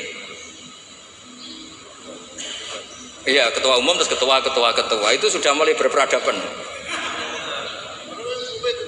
Iya ketua. Umumnya ketua. Iya. Umumnya ketua. Jadi ini cerita ya. Makanya kitab-kitab ahli sunnah wal jamaah itu nyebutnya itu awaluman amanah minar rijal Abu Bakar wa minan nisa Khadijah wa minas sibyan Ali wa minal mawali Zaid bin Harisah. Andai kan pertanyaannya agak objektif, yang mutlakon siapa? Dari sekian pemenang yang pemenang sejati siapa? Mesti debatnya tuh antara Khadijah dan Waraqah. Tapi kalau itu objektif sing ora bener, susah nggak hukum adab ya rasa kecangkeman. Akhirnya tadi awaluman amanah tapi dari kelompok rijal, dari kelompok nisa. Tapi secara logika, wong pertama yang diceritani Khadijah, dan ketika Nabi umur 25 nganti direwangi wong Permaisaroh ya karena sudah. Ya, tapi kalau itu dipakai, jangan-jangan Bukhairah malah panjang lagi kan? Jangan-jangan Nas Turo, ya mungkin. Buktinya orang Raja Habasyah, ketika dia dibacakan surat Maryam oleh Ja'far bin Abi Thalib, dia langsung iman. Inna hadza wa manazala ala Musa lamin miskatin wahidah. Ini dengan yang dibawa Musa itu dari mata air yang sama, dari sumber yang sama. Kemudian dia juga iman. Daripada geger-geger ngono wis ora usah ngono, ana minar rijal, minan nisa, minas sibyan, minal mawali. Jadi ahli sunnah itu ulama yang enggak suka objektif kalau itu punya akibat ngelamak. Kerepotan. Corong Jawa itu kerepotan, ribet. Misalnya orang wali terkenal terus urip ning daerah tertentu, tapi ning kono iku numpang iku lho, Karmen dhisik tanah sing dienggo tanahe Parman. Wali kok numpang kan yo ora enak. Ya cerita ngono iku ya objektif nyatane tenan awal-awale, tapi kono koyo wong drengki kan cerita gitu itu koyo. Jadi sebetulnya konstruksi nubuwah itu panjang. Bahkan kalau di kitab Sirah Nabawiyah itu mulai Yaman kuno itu sudah ada diskusi Nabi akhir zaman. Nah, Ka'bul Akbar ini orang yang agak sembrono. Dia itu kitab yang dibaca itu Taurat, dan dia masyhur itu kan Al-Hadis Susani an Yasar bin Atha an Ka'bil Akbar saat terusnya ila sifron wahidan karena yaktimu wa idkhiluhus suntuk. Ka'bul Akbar itu menangi Kanjeng Nabi, tapi dia hanya punya dua data, maulidu bi Makkah wa hijratuhu Madinah. Lah dia data yang dia baca wa sultanuhu bisyam. Sentral Islam nanti itu di Syam.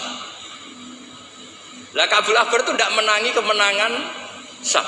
Rasulullah itu tidak menangi kemenangan Syam. Sehingga cara dia data ini kurang satu. Makanya dia belum Islam. Ketika Umar radhiyallahu anhu membuka Syam, berarti sudah masuk wa sultanuhu bisyam. Baru Ka'bul Akbar masuk Islam karena menurut dia datanya adalah jenis data yang memasukkan wa sultanuhu bisyam. Tapi data yang di Khadijah cukup tudhilluhul ghamama tuti'us sahaib. Jadi yo ribet. Tapi saya ulang lagi, tapi syaratnya Nabi tetap layak rok wa layak tub, supaya nggak ada ingin pelantikan, nggak ingin jaga citra. Jadi Nabi nggak ada propos.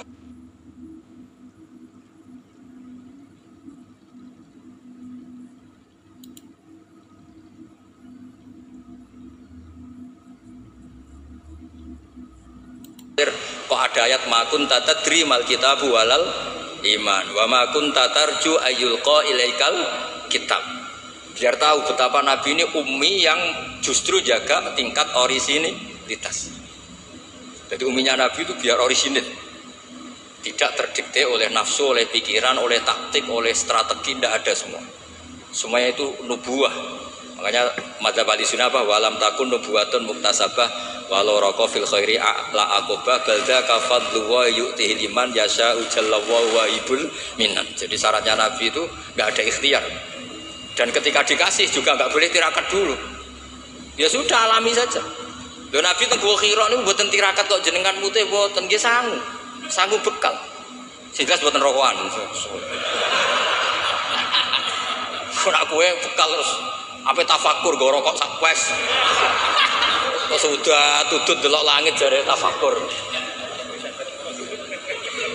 Wah ribet go kopi sak tremos, go mie sak kerdus mboten ngoten. Ya tahannas, wa tazawwad. Ya tazawwad itu betul napa? Bekal. Betul sah. Pun kula terusno nggih.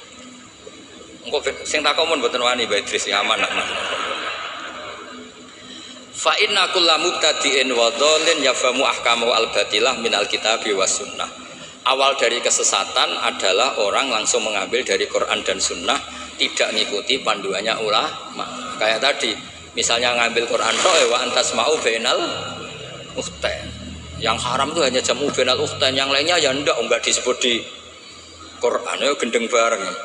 Walhal annahu la yuhni minal haqqi syai'a. Cara ngambil Quran tanpa ulama itu tidak bisa mendapatkan kebenaran sama sekali.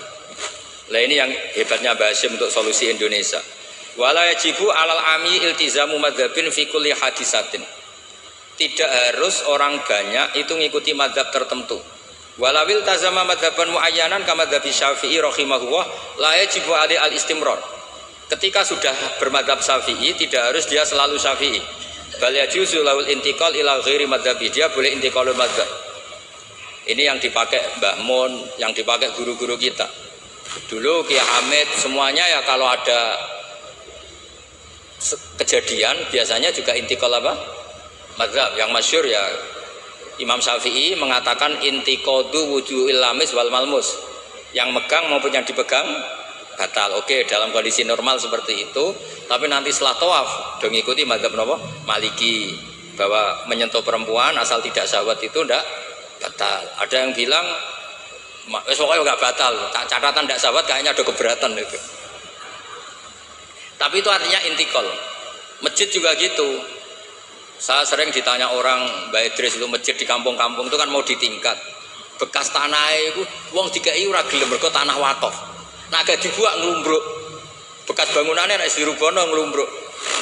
dibuat ra oleh tanah wakaf, nak dibaro di situ nglumbruk. Nah, itu kalau kita ada intikal mazhab Hanafi bahwa wakaf itu atiyatun mahdhah, enggak bisa. Akhirnya kalau saya ditanya, ya nek iku problem gak no cah yatim tak gak no imam masjid sing rodok diutang seneng didol dari kebaikan ke kebaikan yang lain, karena keberadaan barang-barang bekas ini sudah doror, sudah ganggu, sudah tidak lagi maslahat ya. Tapi seperti itu tetap intikal madzhab, karena kalau madzhab Syafi'i itu kan wakaf la yuba wala yuhab wala yuros, pusing kan, pusing buatan pusing.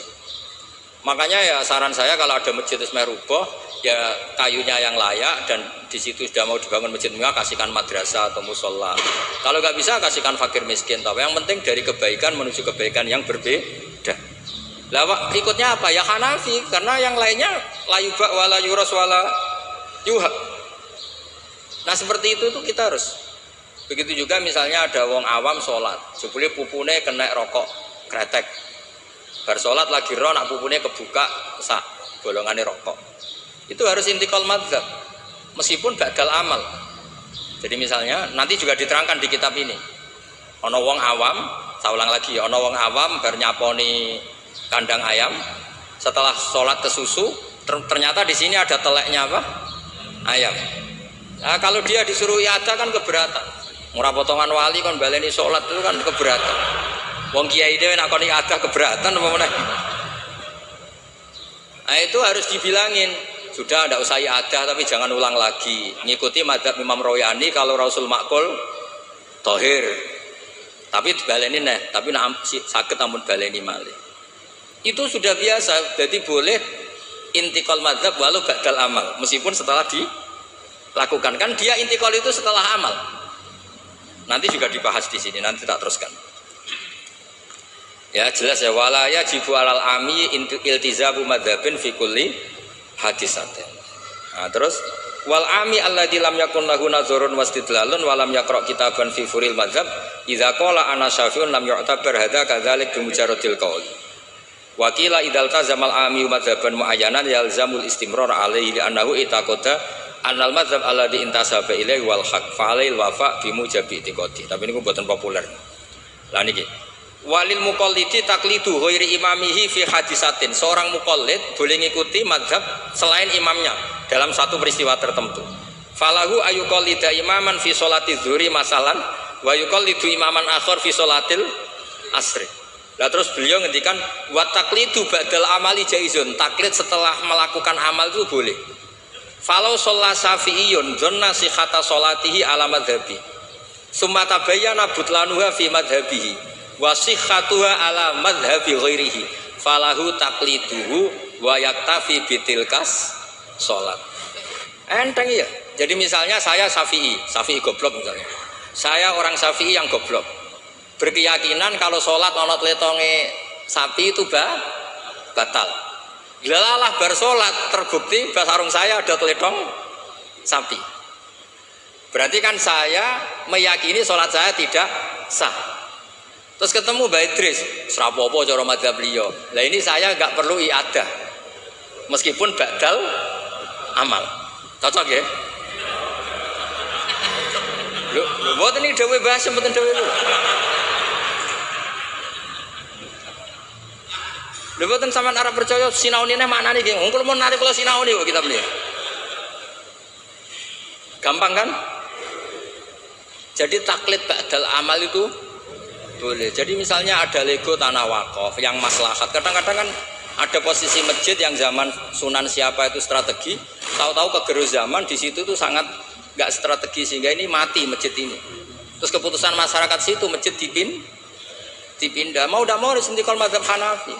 Cuma jangan juga yang beli ini orang fasik atau menjadi tempat maksiat. Jangan, misalnya dari masjid menjadi madrasah atau menjadi musola atau jadi rumahnya orang soleh.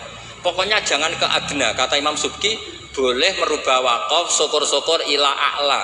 Sementing jangan ke maksiat. Karena mau dipertahankan sudah tidak mungkin. Misalnya tadi perkampungannya pindah, orang sudah tidak ke situ. Terus barokah perubahan zaman, Islam trennya ada di situ lagi, itu kan ruwet.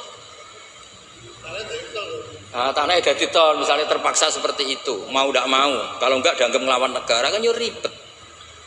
Itu kalau nggak ada mazhab Hanafi yang nganggep wakaf itu atiyatun mahdhah, lihat di Mizan Kubro. Ya sudah, terserah nazir yang sekarang masalahnya kayak apa. Itu kan banyak, saya tuh sampai bosen ditanya kiai-kiai kampung gitu. Rata-rata ya antara kiai kolot mbek kiai modern. Biasanya lazim sing modern ra iso ngaji, pesenane perubahan. Sing iso ngaji ora pati luwes. Ribet ngadepi wong kotok mbek wong modern. Tapi enaknya masyarakat tuh kalau ada orang terkenal alim rada diwedeni, rada lumayan lah itu. Ya barokah itu kan nak takok sing jawab aku rada wedi. Jadi terkenal tidak untuk hadzun nafsi tapi untuk mempersempit konflik. Jadi karena hukum ya, saya ulang lagi. Hukum itu kadang itu tidak objektif. Saya beri contoh ya, sama nggak usah tersinggung. Mazhab Syafi'i yang mengharuskan Jumatan orang 40. Ya, itu juga dikritik oleh Fathul Mu'in. Tidak usah saya, Fathul Mu'in pun kritik. Kritiknya gini, kalau ada orang berpikiran harus iqamatul Jum'ah walau biduni arba'in harus diikuti. Bahwa qawiyun pendapat itu juga kuat sebagaimana katanya Imam Bulkini. Orang yang latihan jadi kiai, yang latihan dakwah syarat 40 itu aneh. Loh, kamu kan hidup di Pasuruan, sudah kota santri. Coba kalau kamu hidup di daerah Samin. Wong sing gelem Jumatan wong 10 kok mbok syaratno 40. Jadi agama itu juga diuji di lapangan, jangan nuruti khayal ideal. Imam kudu macane fase wong sing dadi imam wong iku. Sing gelem ya wong iku. Isane ya mok ngene iku. Mbok yo wong ku mikir coba yang nuduhnya iku ideal. Zaman neng Mekah Nabi diuji wong kafir, neng Madinah diuji wong munafik. Padahal ditunggoni Sayyidul Khalqi. Iku pelajaran nak dunia iki ngene iku ruwet. Dipimpin wong paling sempurna ya ono wae masalah. Pomene mbok pimpin kon, kowe wis masalah. Wis ora usah masyarakat kon dhewe wis masalah. Wis go masalah. Lho saya pernah ditanya. Terus orang yang tidak peneliti itu biasanya membayangkan nggak 40 itu orang di pedalaman Pasuruan, di Bromo, di Tengger, di daerah-daerah gitu. Itu juga keliru. Sebetulnya yang potensi nggak 40 malah Islam kota. Islam kota ngeten Mbak Idris, kalau kasus di Jogja, di Jakarta, saya sering ditanya orang-orang kaya itu. Gus, saya mau bikin Jumatan, tapi orangnya kayaknya 40. Orangnya paling 10 Gus, kalau nggak 20. Tapi nanti 3 minggu lagi paling sudah 200. Itu pertanyaan Islam kota. Nah, karena saya lama di Jogja juga banyak interaksi dengan orang-orang Jogja. Kasusnya tuh gini Mas Ebul, kan ada perumahan elit, pengembangan bikin perumahan elit. Itu kan yang langsung ada masjidnya, ada paket ada masjidnya. Lah yang datang situ pemilik rumah dok. Ternyata orang elit ini hanya orang 20, yang Jumatan 10, berarti hanya 10. Tapi nanti setelah 3 bulan, supirnya ikut, stafnya ikut. Cara Gus Ipul tukang buka pintu ikut. Aduh, wali kota mulya buka pintu ora gelem. Iku kudu ikut. Akhirnya dia bilang nanti Gus setelah 3 minggu minimal 200 yang Jumatan. Loh, saya tanya kok bisa? Ini supir saya belum ikut, ajudan saya ikut, tukang parkir belum ikut, tukang satpam belum ikut, tukang pintu gerbang belum. Ya aku ya, pira-pira Islam kota gelem Jumatan sudah lah Jumatan saja meskipun 40. Sama lihat di kitab Tazkirun Nas, karangan seorang Habib itu kitab Tazkirun Nas. Cari di I'anah, cari di semua kitab mazhab Syafi'i mesti ngendikan syarat arba'in itu syarat ideal. Karena ngendikan Imam Syafi'i kalau orang 40 itu pasti salah satunya wali. Imam Syafi'i tidak menangis. Saiki kumpul sewulah kau yang ini kira mesti ono waline. Iya kan? Imam Syafi'i gak menangi itu. Walau waktu adanya wali itu. Dulu itu saking banyaknya orang wali, orang soleh, tiap ada orang 40 pasti ada. Sekarang kalau orang ribuan pun ada jaminan kalau ada walinya. Kalaupun ada jalur istri juda, jalur fakir sabar, mau jalur-jalur itu. Nah itu kan kata siapa mazhab Syafi'i itu absolut di ashabnya, tidak mesti juga. Karena di level lapangan itu beda di level khayal ideal. Kalau khayal ideal inginnya imam yang terbaik, paham ya? afqahuhum yang paling ahli baca, afqahuhum yang paling ahli fikih, asanuhum yang paling senior. Terakhir malah berat lagi, wa imamu qaumin wa hum lahu radun. Diimami orang yang semuanya meneri. Lha apa pilkada apa dadi imam? Disurvei sih. Jadi misalnya saya dengan Gus Ipul, survei dulu. Waliul Amri menang di urusan Waliul Amri, berarti menang wali kota. Kalau Aklam kayaknya menang saya misalnya, ribet kan? Akhirnya kan poinnya 1 banding. Nah, tinggal poin terakhir wa imamu qaumin wa hum lahu radun, konsensus kan? Ayo polling dulu. Polling dulu menang wali kota kan bisa bayar dulu. Kiai kan tidak bisa. Paling ngancam siram milih saya rokok. Repot kan? Kan repot jadi. Tapi nyatanya ini cerita, nyatanya di tradisi guru-guru kita tidak seperti itu. Banyak Sayyid Muhammad tuh terkenal, beliau juga sering jadi makmum. Banyak wali-wali top yang kalau sholat kersane jadi makmum, yang jadi imam ya sering, jadi makmum ya sering. Akhirnya orang terus ya legowo saja, ya sendiri sing gampang, tak usah repot. Karena syarat yang didhawuhna Nabi itu aqra'uhum afqahuhum itu syarat ideal. Tapi syarat saya sallu khalfa man qala la ilaha illallah. Nah, ini pentingnya ngaji ini ya kembali ke ahli sunnah wal jamaah. Lah nek semacammu ngono kowe ngaku ahli sunnah lah. Nah ora iso kecangkeman temen-temen wong ngaji ku ya angel. Paham ya, terus taklid badal amal tubuh boleh. Misalnya Ka'bah juga gitu. Masyhur itu kemarin tuh Mbah Mun sering duka. Tanya Mbah Idris, banyak lagi ya yang ngerti dukane Mbah Mun ketika kiblat mau diluruskan. Mbah Mun kan duka. Dukane karena nanti kalau kiblat diluruskan sesuai jam dalil atau sesuai yaumar rosdil apa? Kiblat. Itu akan menjadi orang menyalahkan orang-orang dulu karena banyak masjid wali ketika dicek, dihitung lagi nggak pas. Akhirnya kalau kamu membenarkan itu menyalahkan wali. Tapi kalau anti teori itu kamu anti ilmiah, kan ya jadi repot. Terus saya termasuk orang yang dimintai pendapat, termasuk Gus Zofur Sampas itu sama Suriah Jawa Tengah. Mbah Mun ngendikan, terus saya nyari takbir di Tafsir Munir, sampean cari di Fawal napa wujuhakum Syatral Masjidil Haram. Itu di situ kata Ibnu Abbas, Al-Ka'bah kiblatun li ahlil masjid wal masjid kiblatun li ahlil haram wal haram kiblatun li ahlil masyriq wal maghrib. Karena kalau Ka'bah kudu persis, mereka juga gak mikir. Yang ngomong-ngomong persis itu tak pikir ya ora mikir. Begini gak mikirnya. Nggak, ini nyata. Ka'bah itu misalnya luasnya segini. Kan Ka'bah itu kan 16 kali 18 Gus Ibul. Terkenalnya Ka'bah itu 16 kali 18. Anggap saja 18 meter lah luasnya itu. Berarti semua masjid harus pas 18 meter. Iya kan? Ka'bah itu kan luasnya 18 meter. Berarti luas masjid maksimal harus 18 meter. Sekali masjid kamu 20 meter, yang ujung sana madep mana coba? Mesle kan? Lah ya kan misalnya ini Ka'bah. Ini tak contohkan di tengah. Ini Ka'bah. Terus kamu sholat di sini. Berarti ya luasnya harus luas ini. Sekali kamu di sini madhep kiblat kan nggak kena Ka'bah sama sekali. Kalau ingin berarti bentuk masjid harus cekung. Iya kan, mau tidak mau. Kalau ingin ke titik ini semua masjid harus apa? Cekung.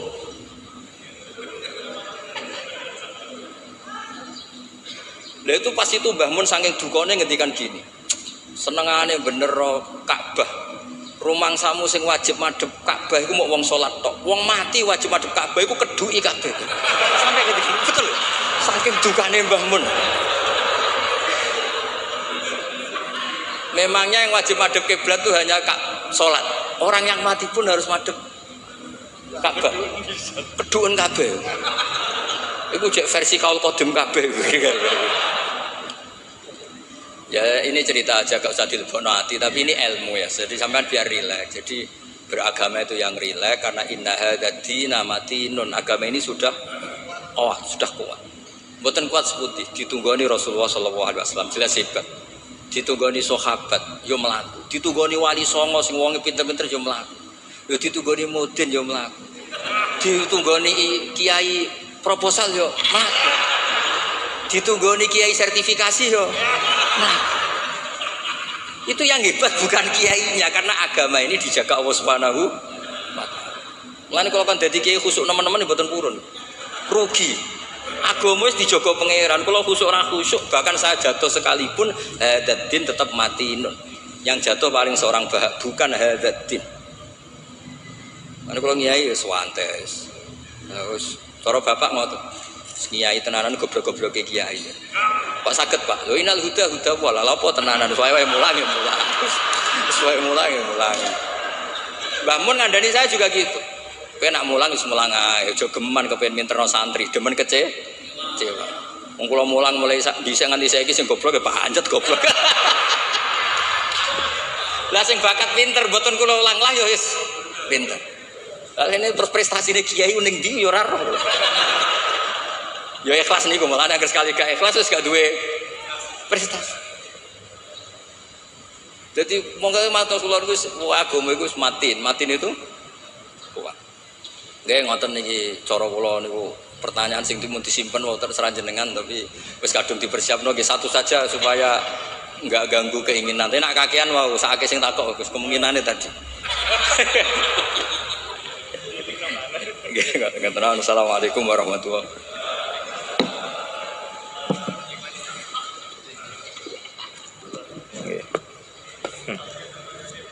Alhamdulillahirabbil alamin. Pun nggih. Ada pertanyaan. Sudah dikunci oleh Gus Bahak tadi. Jadi yang banyak tanya harap hati-hati. Tapi monggo tetap ada yang mungkin mau tanya, monggo satu. Oh itu yang di pojok juga. Oh satu aja. Itu panitia Pak. Monggo diparingi mic.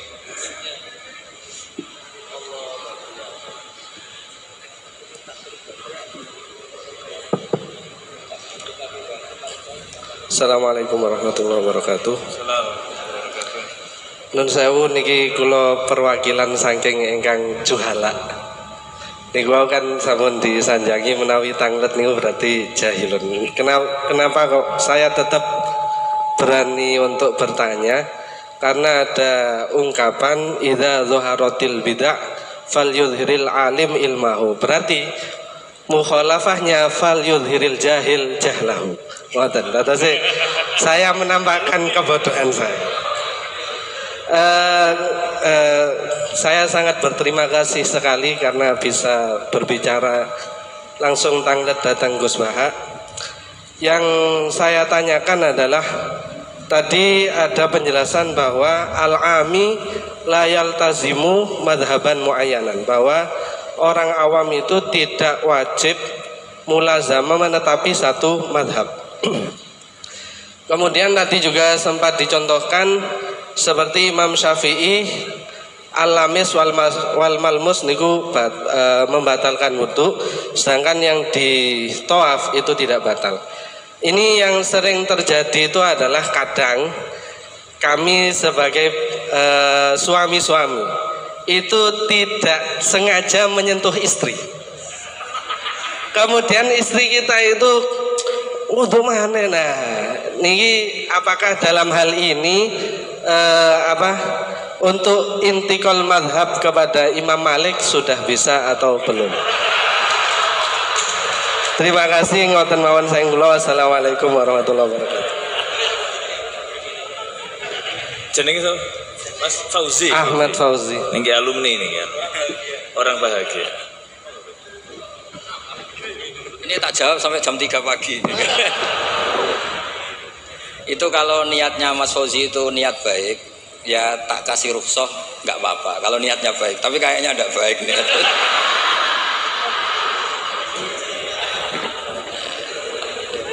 Saya tak sedikit pamer ya, tapi pamer yang nggak sombong, pamer yang bahwa saya ini pamer yang halal. Ben Pak D Idris bangga lah, dia ponakan alim. Saya tuh sering ketemu santri Anwar itu gak ngetokno alime, tak takoki. Kenapa kira ngetokno alimmu? Tawaduk Gus. Ya sakake Mbah Mun, mau kabeh murid ngaku goblok koyo kiai ini ra sukses saya. Dadi ngaku alimmu ben Mbah Mun bangga di murid. alim. Sing ngaku alim bangga ben Rasulullah sallallahu alaihi wasallam di umat sing alim. Jadi riyen tak teng Quran falam mata bayyana lahu ya mesti qala a'lamu annahu ala kulli syai'in. Bar diulang pangeran muni la a'lam Gusti. Yo gak ngregani sing mulang. Dong yo. Jadi ngaku ngalim ora mesti sombong, wis diulang pangeran iklam, ya kowe kudu muni a'lam. Diulang muni iklam. Ngapunten Gusti kula tiyang bodho. Lah sesuk ditakoki, kowe ora gak Muhammad kekasihku? Duka Gusti, kula tiyang bodho. Ribet.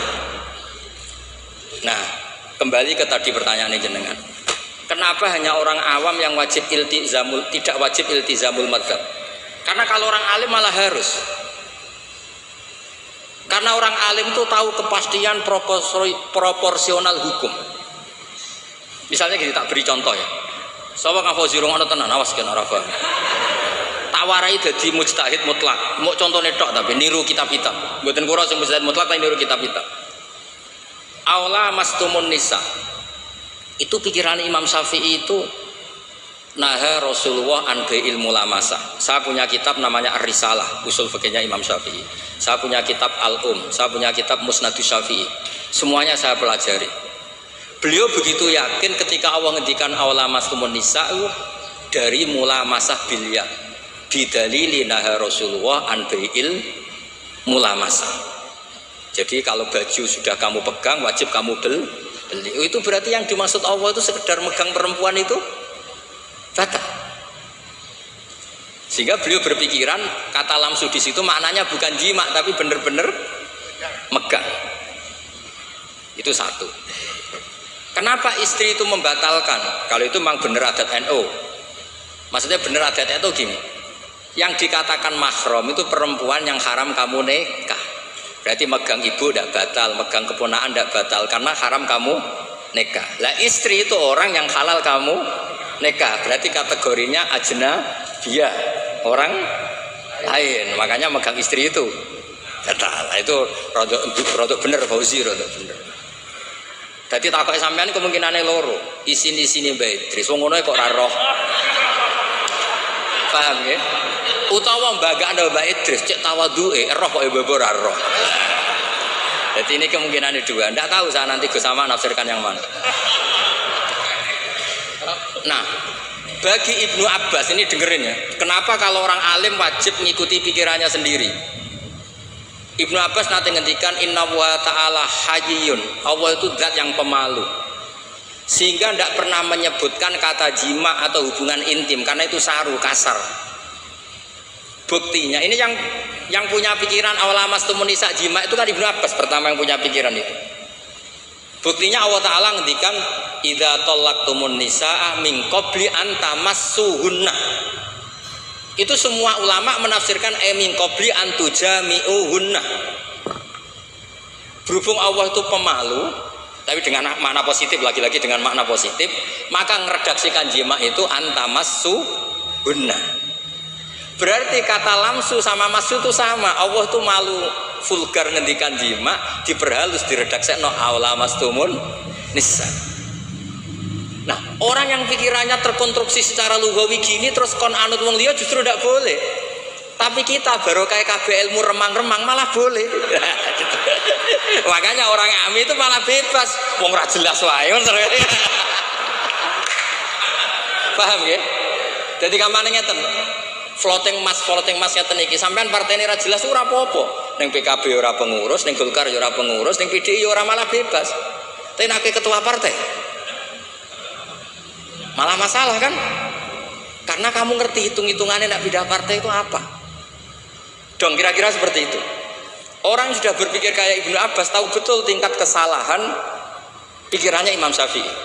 Yang berpikir kayak Imam Syafi'i tahu betul tingkat kesalahan logika tadi. Mergo semuanya an ilmin, apa semuanya? Justru itu dia harus konsisten mengikuti pikirannya. Makanya disebut laisali alimin ayuqallida aliman akhar. Tapi kalau orang awam semuanya kan nggak ngerti persis ora roh. Kabeh remang. Ibarat dokter lah. Dia punya kepastian harus makan ini karena ini yang nggak mengandung gula misalnya kalau dia diabetes, saya harus makan ini. Nah, wong awam kan diabetes lah, padha ora roe wae. Karwane nak kesemper ya iku sing dilarang. Nah, makanya itu sudah tahu ya. Jadi misalnya Rasulullah ketika ngendikan idza ata ahadukum ahlah, itu maknanya idza jama ahadukum, dari sekian tuh ada bukti kalau nggak ada kata kasar lah, istilahnya nggak ada kata vulgar. Paham ya? Nah dari situ Ibnu Abbas berpikir awlamastumun nisa itu kinayatun anil jima, bukan sekedar memegang gitu. Tapi Imam Syafi'i enggak. Nah Rasulullah anil mulamasa, ya sudah, mulamasa itu mutlakul al-jas bil yad, memegang dengan tangan. Paham Mas Fauzi ya? Kenapa yang orang awam justru yang bebas? Karena semua kebenaran remang-remang, makanya malah bebas. Ya misalnya gini loh, orang awam makmum di masjid mana saja menurut saya malah sah. Tapi kalau orang alim malah mikir, iki modelnya kok lahnya yughayyirul makna ini. Imamnya kok amen noto sarong, salah sukharokatin mutawa. Liya, malah ribet dadi wong alim. Lan kula getun nggih perkara niku. Cara oleh getun. Tapi cara kula ditektir bodho tenan nggih mboten purun nek kata. Mergo ribet dadi wong alim ku ribet. Dong nih jelas ya.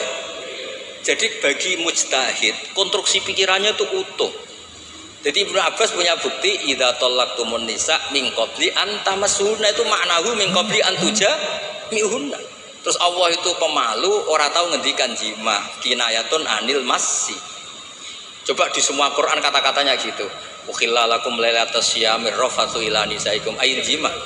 Iya, guna libasul lakum. Loh coba. Perempuan itu memenuhi kebutuhan kamu, disebut libas. Libas itu pakaian. Wong nak nganti zina, nganti dugem kan malu. Gara-gara kede bojo tidak perlu seperti itu. Berarti kebutuhan itu terpenuhi oleh istri. Itu disebut libasul lakum. Orang kok terus libasul lakum ya masuk aku nganggo ondre bojoku. Wong sarap ya. Orang ngono dul-dul maknane iku ora ngono. Nggih, gampang nggih. Paham Mas Fauzi yo? Wis anggap sampean cata waduk. Maksudnya kula yakin dekne ku ngerti tapi wong ora lega nek ora ganggu kiai ora lega. Kulo nggih sering ketemu muhibbin, Gus kula aturi pengajian kan kula. Kula wis ngomong ngundang aku nek ora pernah sepuh iku haram. Ya karena pasti melakukan keharaman. Saya ini punya santri di pondok saya itu banyak santri. Kalau saya pergi kan ninggalkan santri. Yang bisa menghilangkan haram itu kewajiban yang lebih tinggi. Kalau ninggal santri haram gak? Haram karena meninggalkanmu lah. Yang bisa menggugurkan haraman hanya darurat yang lebih tinggi. Ya aku dipeksa ngeten iki. Lho niki hukum niki logika. Ya tugas negara itu wajib. Yang bisa mengalahkan ya yang lebih wajib. Mosok Gus Ipul pas tugas diundang RT teko, pas tugas neng wali ya ndak bisa. Tapi nek sing ngundang atasnya baru boleh. Saya juga aturannya harusnya gitu itu normal, cara hukum normal. Jare ngaku bodoh, ngaku ra sapa-sapa apa ngatur kiai. Gus tenggen kula tanggal niki jam niki. Ku sing kiai aku tak kowe kok. Mau sing diawak aku kok sing nentokno dinane jam. Itu di logika misalnya kula ngaturi Mbah Mun. Mbah jam niki dalu tenggen. Kan yo ora sopan. Jadi sebetulnya itu urusan etika, mboten kula sombong, mboten purun diundang mboten. Nek kowe ora kepengin dosa aja ngundang aku, mbok nang ngatur kono. Kecuali tadi pernah sepuh, pernah karena ya tadi aturannya memang gitu, ini hukum bukan gaya-gayaan. Nah, kalau Mbak Idris kurang mati, Mbah Hamid. Nggih ngoten ngapunten nek atas pokoke ngaji nu sing rileks, pokoke agama nu sing seneng kul bi fadlillah bi rahmati fa bidzalika falyafrahu. Nggih, susah iku setan pun ngoten kula. Innaman najwa minasyaiton liyahzunal ladzina amanu. Dadi kena susah berarti sesuai keinginan setan. Ciri utama agama iku falyaf kudu seneng. Alam nasyrah laka sadrak. Mun kula suwun kula seneng yo dilatih kudu seneng. Nggih kersane nyaman mbek Islam, nyaman mbek raditu billahi robba bil islamin apa? Dina raditu maknane ya seneng, puas. Dia pangeran Allah itu gagah. Mergo ala kulli syai'in qadir. Nabi Muhammad itu gagah, ketua. Lho cara kula dadi umat Nabi Musa ora dikecewa. Waduh umat Nabi ra ketua kan. Lah iku umat Nabi ketua. Jadi cara ketemu umat Nabi Musa, Nabi Murah ketua, Nabiku ketua. Gue jenis roti itu bila Eropa bil Islami dina Nabi Muhammadin Nabi Yau wa Rasul. Mulane Nabi Musa masyhur ngendikan, aku kepengen dadi umat Rasulullah Muhammad sallallahu alaihi wasallam. Mergo kepengen dadi umat Nabi napa? Ketua. Nabi Musa sing nabi mon gandrung dadi umat Rasulullah sallallahu alaihi wasallam. Sampean lahir mau modal maulid kowe teko ngantuk. Dadi nabi ketua. Mulane Burdah nak ngelem Kanjeng Nabi luar biasa. Ketika Allah ngutus nabi terbaik, ya kunna akramal lama da'a wa da'ina li ta'atihi bi akramir rusli kunna akramal umami. Sing fair lho Gusti, jenengan kadung ngutus Nabi Muhammad nabi terbaik. Jenengan kudu darani kita juga umat terbaik. Oh, dari wes pokoke nak ngatur Kanjeng Nabi saenake dhewe Burdah. Lho coba seneng Kanjeng Nabi, pancen wong seneng mesti ana jazabe. Sajane kalimat tuh gak sopan tapi wong seneng. Wala yati ka Rasulullahi jahu kabi idal karimu tajalla bismi muntaqimi.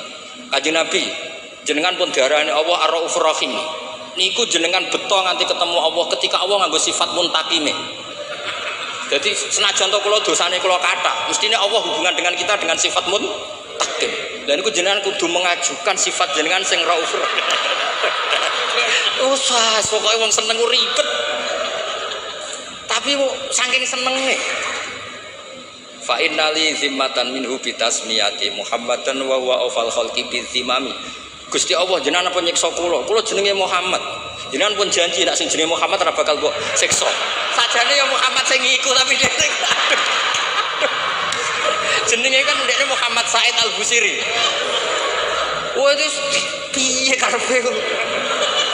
Tapi sampean maca Burdah kan rapati paham to dadi pek. Burdah iku pokoke dipek menangi dhewe napa dipek. Tapi kok saking senenge Kanjeng Nabi Muhammad sallallahu alaihi wasallam. Dadi wong seneng iku mesti ana saenake.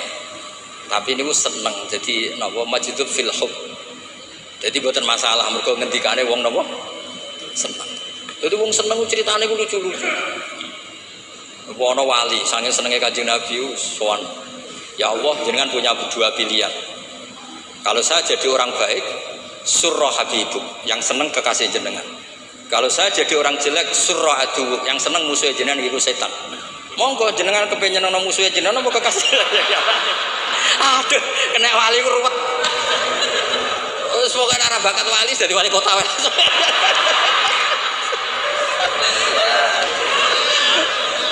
Wali ku nyaman ambek Allah ku hubungane ku mosok hubungan be Allah ngendikan wala yadi ka Rasulullahi jahu kabi idal karimu tajalla bismimun tadi. Semulane kula nak mbek Burdah, tapi sekali ngelem nabi ku ora iso ditandingi. Said Muhammad wis top-tope ulama modern. Niku tawasule kalian Burdah. Coba nang ngelem nabi ini. Faduru yazdadu husnan wa huwa mun niki bagian dari Mbah Hamid. Kula niku Burdah nggih apal niku masyhur yen Mbah Hamid Burdah di babar janji ku apal. Niku min aslafina sholihin kabariyen kita-kita madzhab-madzhab kita kabeh niku ngikuti napa Burdah. Niku nak ngelem Kanjeng Nabi fadurru yazdadu husnan wa huwa muntazimun.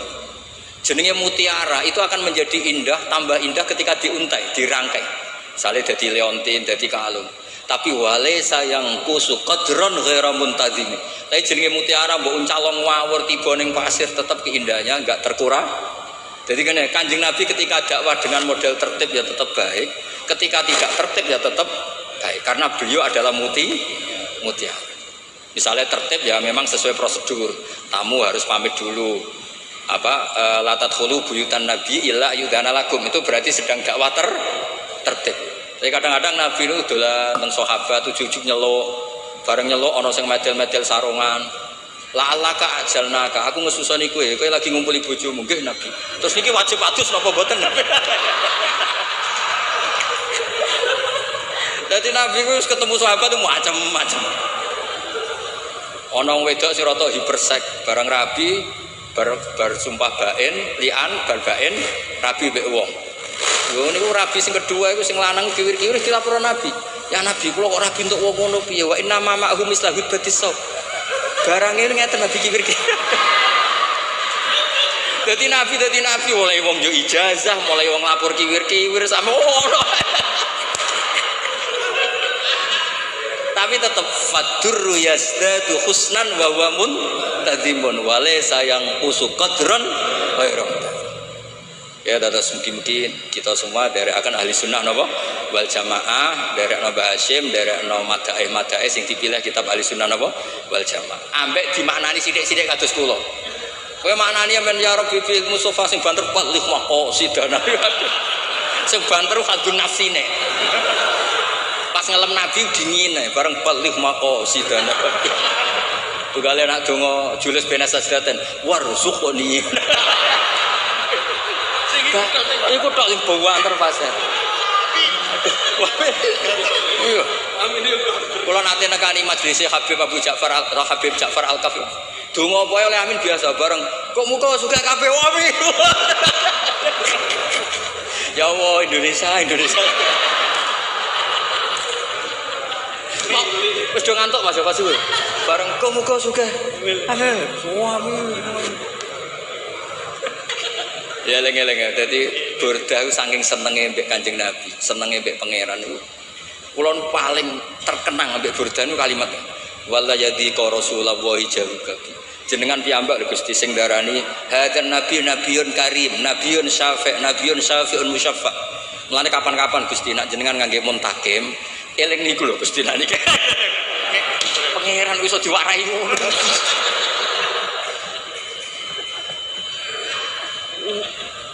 Kondang tenan itu pas wingi kondang tenan wis. Mulane kula percaya keramate Burdah niku kula percaya. Nggih ngoten mawon mugi-mugi manfaat. Assalamualaikum warahmatullahi wabarakatuh. Doa. Nggih.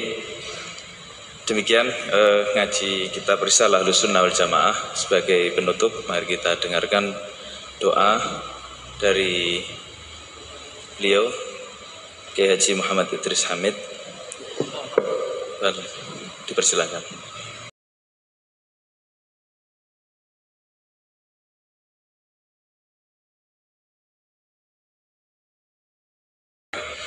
Mari kita berdoa dengan tawassul lewat Al-Busiri. Al-Fatihah.